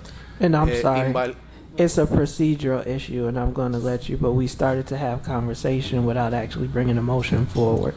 And so I wanted to know if this was time sensitive. You've told me that it is. In HR, it is. I've had the reassurance that they're going to bring back any of those which fall within the guidelines. The of record speaks by itself, excessive travel. So what I will say is I will motion it, not to take it away, Ms. Hannah, but to bring it up for discussion if there are going to be further questions and actual deliberation. So we have a motion. We have a second for Ms. Leguizamo. And go ahead then if you will finish your thought, Mr. Figueroa. Right, I was going to say that our record speaks by itself. The board is our witness in terms of approving many of the teachers that we have been able to recruit. And at the present time, not only you have over 20 special education teachers. What that means for the Board of Education, for the taxpayers in Waukegan, especially for parents and children, is that you have over 20 vacancies right now where substitute teachers are not fully qualified by the state of Illinois are providing services. That cannot continue. In exchange for that, what you have here is a department who is trying to fill those positions. Same happened with bilingual education. We need to hire bilingual teachers. 80% of the population in Waukegan are second language learners. And in addition to that, you have over 20 vacancies. That means you have people who are not certified by the state of Illinois to be in those positions. We cannot afford to continue with that. And your words, Ms. Gonzalez, are very well taken. No one is stopping anyone from coming and applying, people who are local, from coming and applying to Waukegan Public Schools. I welcome them, actually, I encourage them to do so. But at the end of the day, at this point in the year, this is what we're facing. And if we don't continue with this program, things are gonna get worse, not better. We want to make it better. Ms. Hannah. Okay, first and foremost, in reference to and to our substitutes, you should look at the latest legislation, okay, because they're talking about substitute teachers because of the overall teacher shortage, and they're talking about substitute teachers being given training into some of the core areas. Okay, so if you could please look into that. But then my issue in reference to the agenda item here, okay, and I'm not being insensitive, I'm just giving you an observation, okay? Where are the monolingual teachers? Now, let me give you a reason why I'm asking that. We still have monolingual students in our district. And when I was at an elementary school, I witnessed a classroom full of English language learners, right? And in that group, there were, I want to say 4 African American kids. And the kids were being involved with just Spanish. The teacher was talking Spanish. Okay, and I wondered, and I didn't stop and ask, but I did observe, and I'm wondering, well, if the teacher is talking in Spanish and those 3 African American children, how are they getting their education? And that I have a problem with that, even though it's 3. Okay, where I mean, so I'm looking to make sure that yes, we are predominantly Hispanic, okay, school district, but we still have monolingual students here. And so I don't want us in the mix of all of this, okay, to forget about those students that don't speak a second language. And so I'm asking, where in your recruitment are the monolingual teachers or recruiting plan to make sure that students that don't speak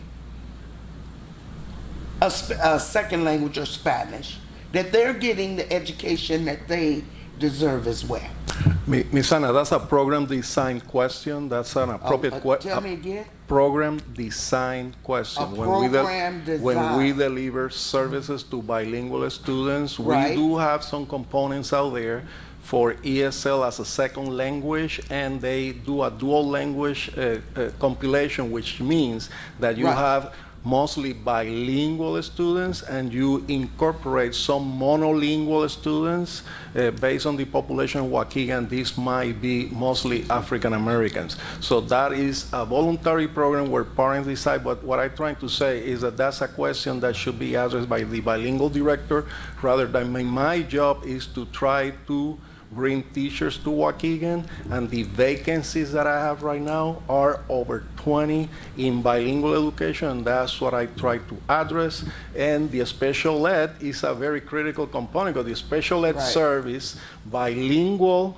and also service monolingual English-speaking only students. So we need and these are hard to fill positions for the most needy students. So it is important that we continue our momentum to see if this year we could wipe out all of the vacancies, especially in the special ed department, so our students will receive a better service. So that is what is in front of you tonight, is to support our recruitment effort, to continue with that, and I will certainly share your concerns with the bilingual director to see if she can communicate to you through the superintendent and provide you some feedback on the dual language program, because certainly we support, as a professional, as an educator in Waukegan for over 20 years, of course, we want monolingual students also to have the benefit of learning a second language, because that's going to benefit them when they go into the economy. Absolutely, and I am a proponent of that. And so am I hearing that because, okay, but what if a student, English-speaking student, is not in the dual language class? And I guess that's then they wouldn't be in they wouldn't be in. Then it will have to wait until middle school or high school when they take a foreign language, either Spanish, French, or German, right? But what we have been trying, not me, I work in human resources, but the bilingual program have tried to push ahead with a dual language program where monolingual students come and are put in bilingual classes. The classes are mostly in Spanish, but the monolingual English is learning and picking up some second language acquisition. So when I say, I respectfully say that that's outside of my domain of responsibility. And I appreciate that. And Ms. Ambrosio will be the person to go, and obviously Dr. Cesario will be the person who can give you further because I'm really interested in that. And we support that 100%. And this proposal that you have in front of you today doesn't interfere with that. What happened is that if we are successful bringing more bilingual professionals, then more students might benefit from such a program design. Because you're going to HBCU.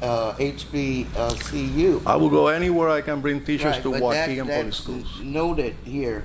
Absolutely. We love, and if there is people in the audience or through the YouTube that can assist in that process and help me in that area, I am completely available and supportive of that.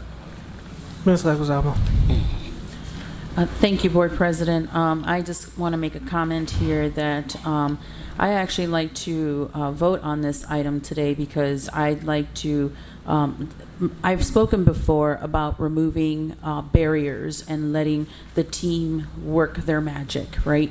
We need to be able to support some efforts. And recruiting, this is the time to do it, right? School's about to end, and we know what happens at the end of school. We have some people coming and going, and we need to have that strategically planned out. So the sooner we can get that going, for me, the better. And so I'd like to actually move this in for a vote. And I know Ms. Hannah had put a request for a hold. No, I did, but I'm going with it. Oh, okay, all right, good. So yeah, so then we can go ahead and vote. We can vote on it. Mr. McBride. I don't want Ms. Hannah's question ignored, and that's what I'm saying. The question was, she made a comment that she was in this classroom. You had 3 African Americans in the classroom, and then your teacher was dialoguing in Spanish. That don't make sense to me under no circumstances, and I don't even see how you even begin to try to say, well, we're going to put these students in there where they can get an opportunity. That ain't making sense to me at all. And if that can I respond? Sorry, respectfully, Mr. McBride. Are you done? I'm sorry. Go ahead. I'll finish when you get done. I just wanted to say that I think what President Yuen had tried to articulate is that if and again, Mr. Figueroa had said it, that we encourage it. If students want to learn a second language, and be in the dual program, they can do that. That's a choice. And I've met a lot of different moms who want to put their students in that situation so that they pick up a second language. But if you are a bilingual student, you didn't choose to speak Spanish as your first language. And we need more of those teachers, because the students are arriving to Waukegan not knowing English, and they need to learn English to continue their education here. And I think we're getting the classrooms mixed up, because we need the bilingual teachers to be teaching English to the Spanish only speakers, not the students who want to pick up a second language by choice. And I don't want to ignore our Afro-Latinos and Latinx community. Yes. Is as we see immigrants from the Honduras, from Ecuador, from Guatemala, from Puerto Rico, they may have, they may have a darker hue. And so as we talk about African Americans, there can be an individual who, on appearance, you would assume is African American, but Spanish may be their primary language that's spoken at home. So I think, as we talked about, we have different classrooms, and I haven't had that issue. We've talked about there being options for monolingual students, right? Is that Carmen Buckner, for example, is if you only have one monolingual class, do you have options to separate students? But there's never been an issue that I'm aware of in which a student who was not bilingual or opted into dual language was then put into a Spanish immersion course. So we can, Ms. Hannah, if you want to. Okay, but I don't.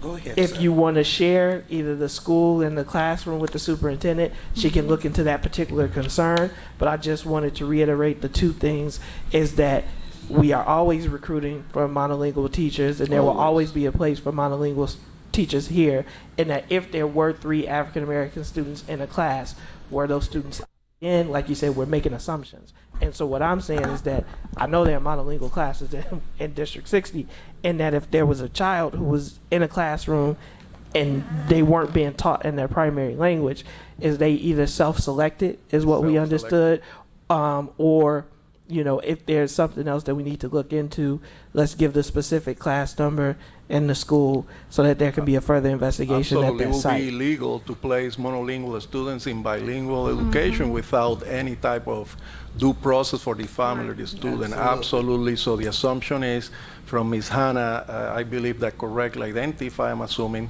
for monolingual African American students in a bilingual component. That means that it's a dual language situation, and that the process to secure authorization for that is on the files for that process. So, go ahead, Mr. McBride. Let's go, Mr. McBride, finish, and then I'll go back to you, Ms. Hannah. To add on to that, I've heard we had parents put in Spanish classes, and they didn't know what to do. They were just there, and they complained to me. I'm in there, but I don't know what to do. Right now, I don't know if this goes on because of the fact we're shortage, and we have to have somebody in the classrooms, like you said before, that sometimes you would have to take teachers from or double classrooms up. I don't know if that'd be the reason, but I know that pair was in there just to be in there just because, So those things do happen, but dealing with this situation that we're talking about right now, as she was stating, Adriana was stating when we was talking about recruiting, I think I mentioned to you, we had conversation that I think sometime we could get teachers here if we sent the right people out to identify what the people the teachers that we're looking for, and the reason why we're looking for them, just like we're going overseas to get teachers, because we need teachers because of the fact of our population. So I'm saying that there's colleges around us, not just CLC.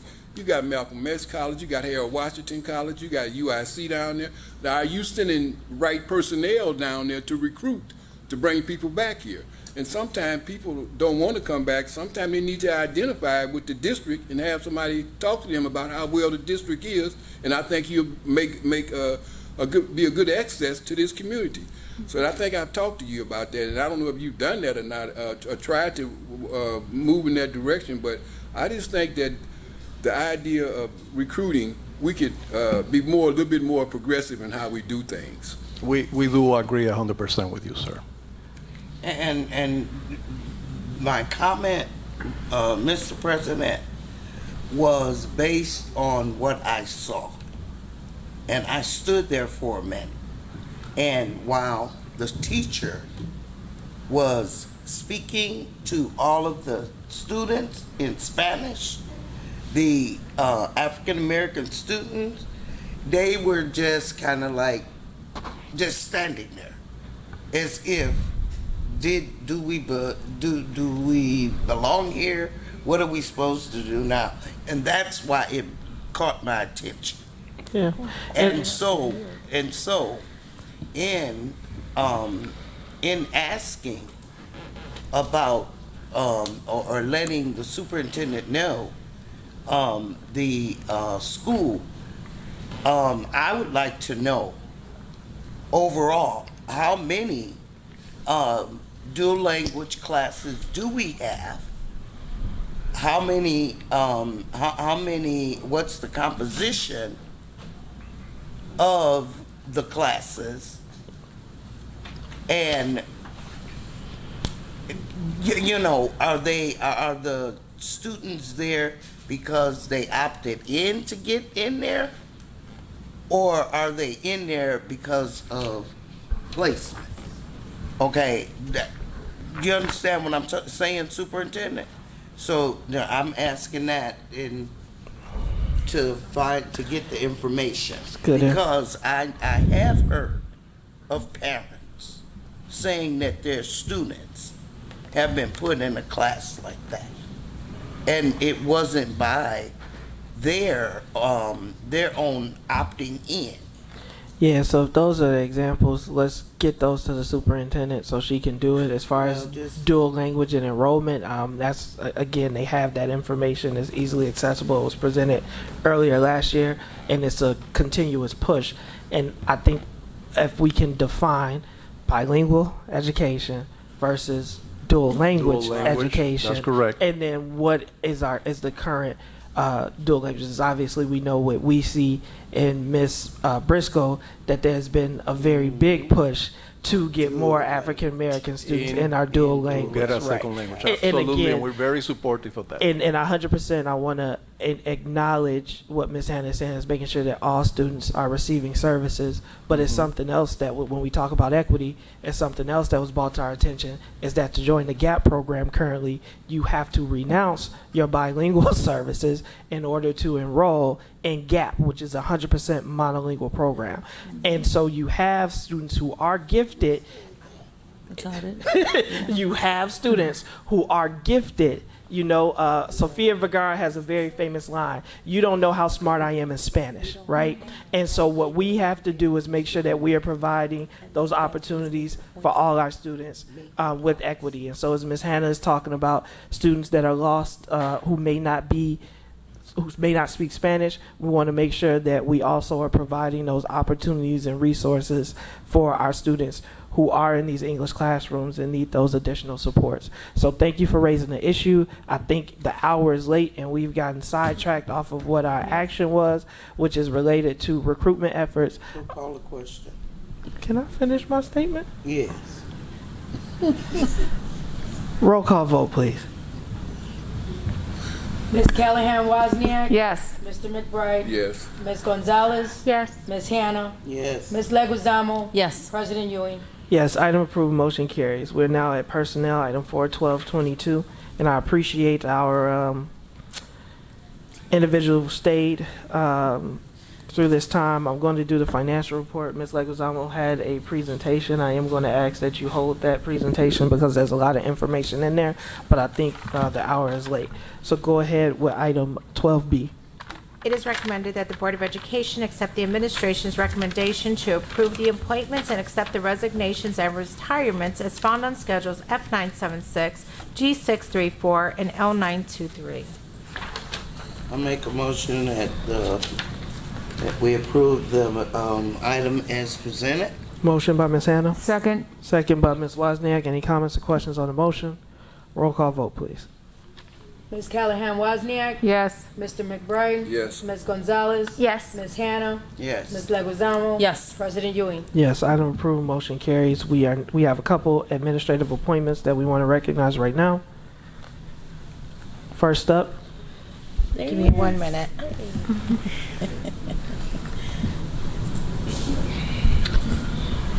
It is my pleasure to announce Javier Alba, who is currently a police officer at the Village of Tower Lakes Police Department, Tower Lakes, Illinois. He will now serve as the Educational Safety Specialist in Safety and Facilities with a starting salary of $62,000.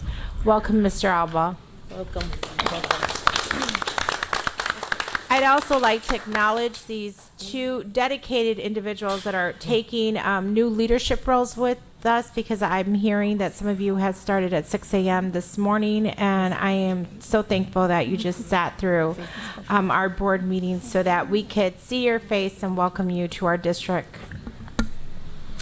Our second appointment today is, I'm going to say Dada. Is that okay? Dada. Say your last name. Gavrielovich. You got that right, Gavrielovich. Who previously served as a night custodian at the Washington campus. She will now serve as the night custodian supervisor, the first female ever in Waukegan, breaking ranks and showing equity.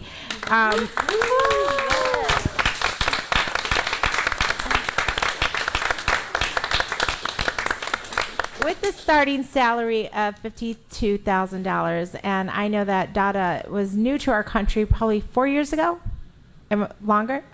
Am I right? 4 years ago. So way to go, the American dream! How you're just moving up through the ranks.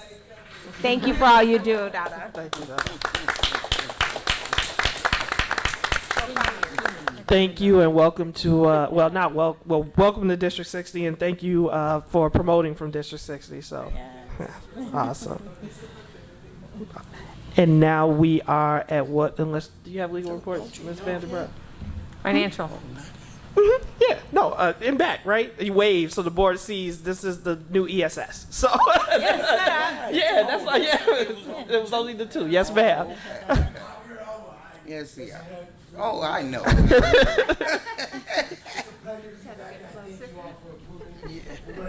Thank you. All right. All right. Thank you. And so we're at 15A, which is the ratification of the first processing of board bills for April 2022 and manual check request payments for the First Midwest Insurance payments for the period of March 2nd, 2022 through April 5th, 2022. And if you have an early morning, please don't feel you need to stay. We recognize that you need to get up early in the morning, so thank you. It is recommended by the administration that the Board of Education ratify the first processing of board bills for April 2022 and manual check request payments and First Midwest Insurance payments for the period of March 2nd, 2023 through April 5th, 2022. The Accounts Payable Board, March 2nd, 2022 through April 5th, 2022. Payments total $3,742,332.39.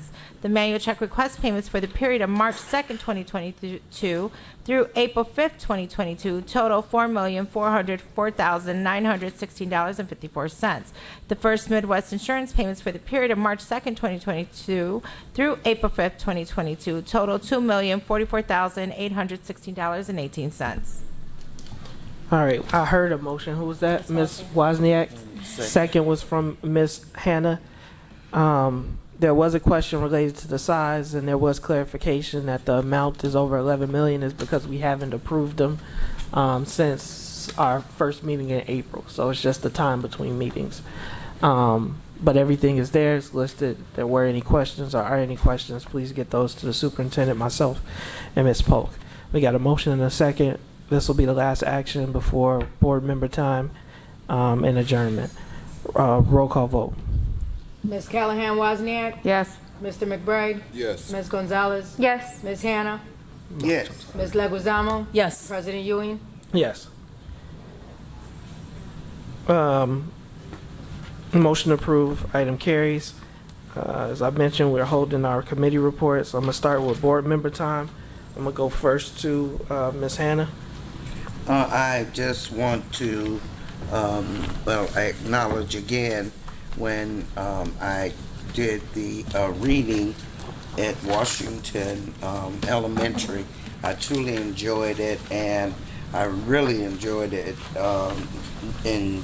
more now that they took a picture of me reading to the students, and I really enjoyed that. And I also received from Mr. Celiac a note of thanks for coming to read across Washington for that day. So I'm really glad about that. Other than that, oh, and just let me say something that I have been forgetting. One of our teachers at McCall Elementary School, our Blue Ribbon School, she got nominated and she was chosen as Teacher of the Year for the AAUW, the University Women. And I kept forgetting to say that, but Shannon Burke. And she's an awesome teacher, and I know that personally because she was my granddaughter's teacher, and so she really deserved those honors. And I just wanted to say that. Thank you, Ms. Hannah. Mr. McBride. I don't have any comments, but what I did do, for board members, I did call our president, and I also talked to our attorney, and I would like to have a special meeting with the board dealing with somewhat, I don't want to say, some of the situations and stuff that we heard tonight. I think we need to sit down and talk among ourselves, because I think we're not doing that, and I've kind of talked to some of the other board members, and I think they echo my same sentiments. Mm-hmm. So I think we need to sit down and have maybe an hour dialogue about some of the things that we heard tonight. And I'm hoping I'm not in this in terms of my passion and my feelings by myself. So I'm addressing the board to have that time with each other. I agree. Thank you, Mr. McBride. Ms. Leguizamo. Thank you, Board President. I am going to take this time to just kind of spread some awareness. April is National Distracted Driving Awareness Month. During this month, we are reminded to please evaluate our driving habits. Reckless and distracted driving is a #1 killer of teens in the United States. There are countless forms of distracted driving that could be such as eating in the car, changing the radio station, applying makeup while you're driving, or even conversing with others in the vehicle via phone. But the most dangerous form of distracted while driving is the use of cell phones. So today, we received in our family a sentencing hearing in regards to my cousin that passed away due to a driver that took her life because he was distracted while driving. So I'd just like to ask our community to please pledge to look at your driving habits and do not drive while distracted. Please put your phones down. It is for not just your safety, but for everyone else's safety on that road. So thank you so much. Thank you for that, Ms. Leguizamo, for bringing awareness to that very serious issue. Ms. Gonzalez? Oh, man. Thank you for sharing that, Ms. Leguizamo. I wanted to go through some events that in the last couple of weeks I've been really grateful to have been invited and attended. A couple weeks ago, shortly after the HBCU event held at Washington campus, we had a special meeting, and I feel like it's been so long since we've last met, but I think it's been great because some of us got to go to the Focus banquet, which President Yuen had talked about. We attended a school to prison pipeline panel, which President Yuen also mentioned. The Equity Advisory Council had a meeting. I did a walkthrough with the superintendent and met some of the team at Glen Flora, and saw firsthand some of the students, some of the bilingual students who are learning English, and saw firsthand the supports that they need to pay attention in class and fulfill assignments.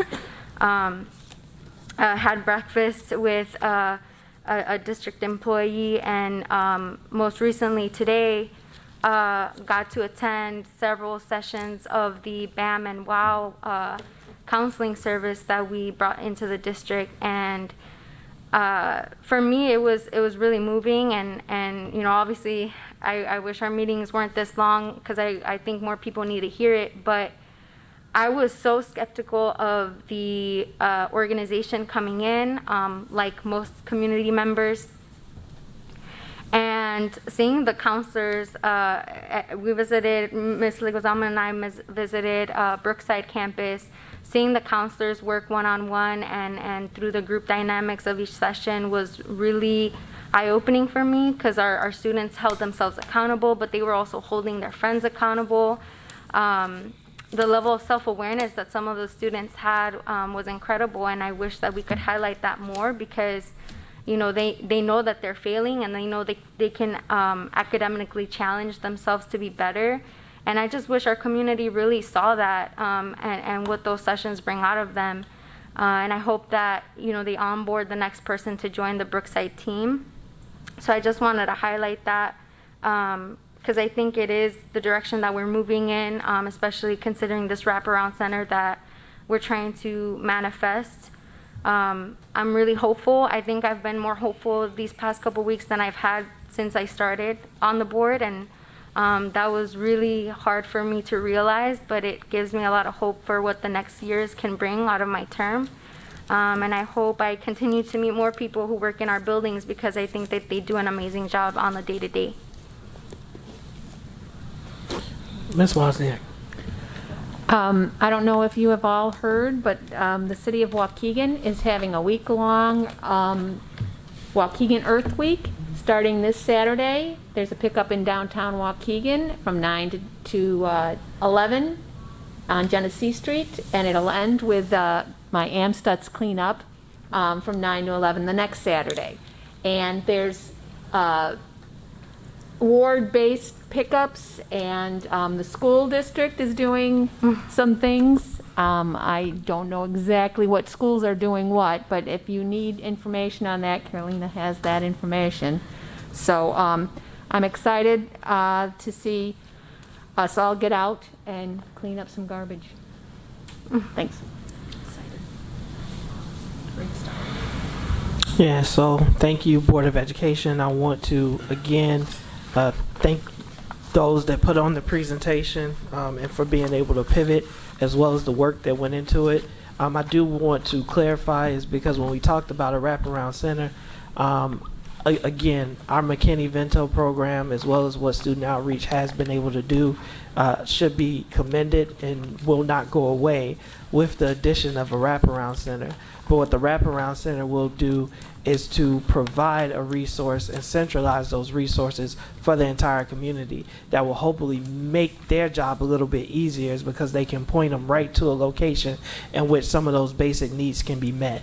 I do want us to look into what the concerns were of the department. We talk about that, is that program has been one in which a 9 to 5 is not just, their issues are not 9 to 5 issues. So if there's some way that can be looked at and addressed. I typically don't address public comment, but again, when you talk about the coordination of the agenda, that is 100% in the purview and the authority of the board president. I moved it based on what I thought would be a very productive meeting. It was lengthy, but again, that was not to stifle any conversation. It was to make sure that we, again, start to celebrate the good that is going on in District 60. Because despite what some people say, there are challenges. Trust me, I know. But there's also good. When we hear from our teachers, when we hear from our students, when we walk through the buildings, when we read to these kids, when I get to see kindergartners ice skate for the first time since the pandemic, which was hilarious, by the way. But those are the things that we do in District 60, and we don't do everything perfectly, but we are addressing those imperfections. And this plan that we saw presented tonight is one that centers students. So thank you to the Board of Education. Nothing was ignored. And one other thing is when individuals email me, especially when they're not directed at me, I don't always respond. It's because somebody else is addressing the issue. So I try to be very responsive. I do this because I love it. When people talk about suing me in my individual capacity, know that what you're really talking about is money and resources that you're taking out of my kid's mouth for a voluntary job that I do because I love this city. But the minute that I feel like I'm no longer needed, valued, or wanted, I will move out the way. And there's also a thing called elections in which you can choose those that represent you. We got one coming up in 2 years. I want my 3 board members that are up to run again 1 year, and those that may be interested in taking on the role to throw their hats in the ring. Thank you. And with that, I'd like to call for a motion to adjourn. So moved. Motion. Mr.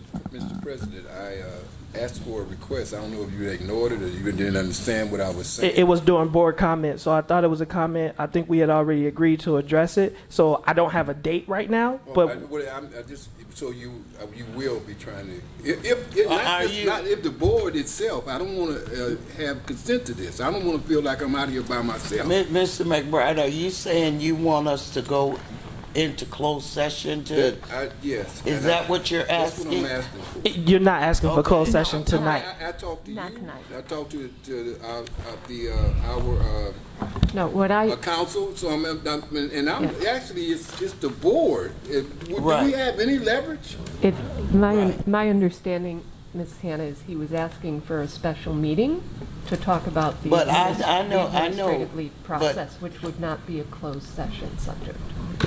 No, he wants to talk about what's going on with the director That would of be closed outreach. session. Right, and that's what he's asking. Yeah, and we talked about it in closed session. We talked about it with Mr. McBride on the phone. So again, I had already addressed it and said that we would take up that issue. So I put it out there for the community. But yes, I didn't say there was any issue with that or that we wouldn't. As far as when do we schedule it, talking to the board as well as the staff that have to be present, I'm not ready to announce a date at this time. Okay, but I think what Mr.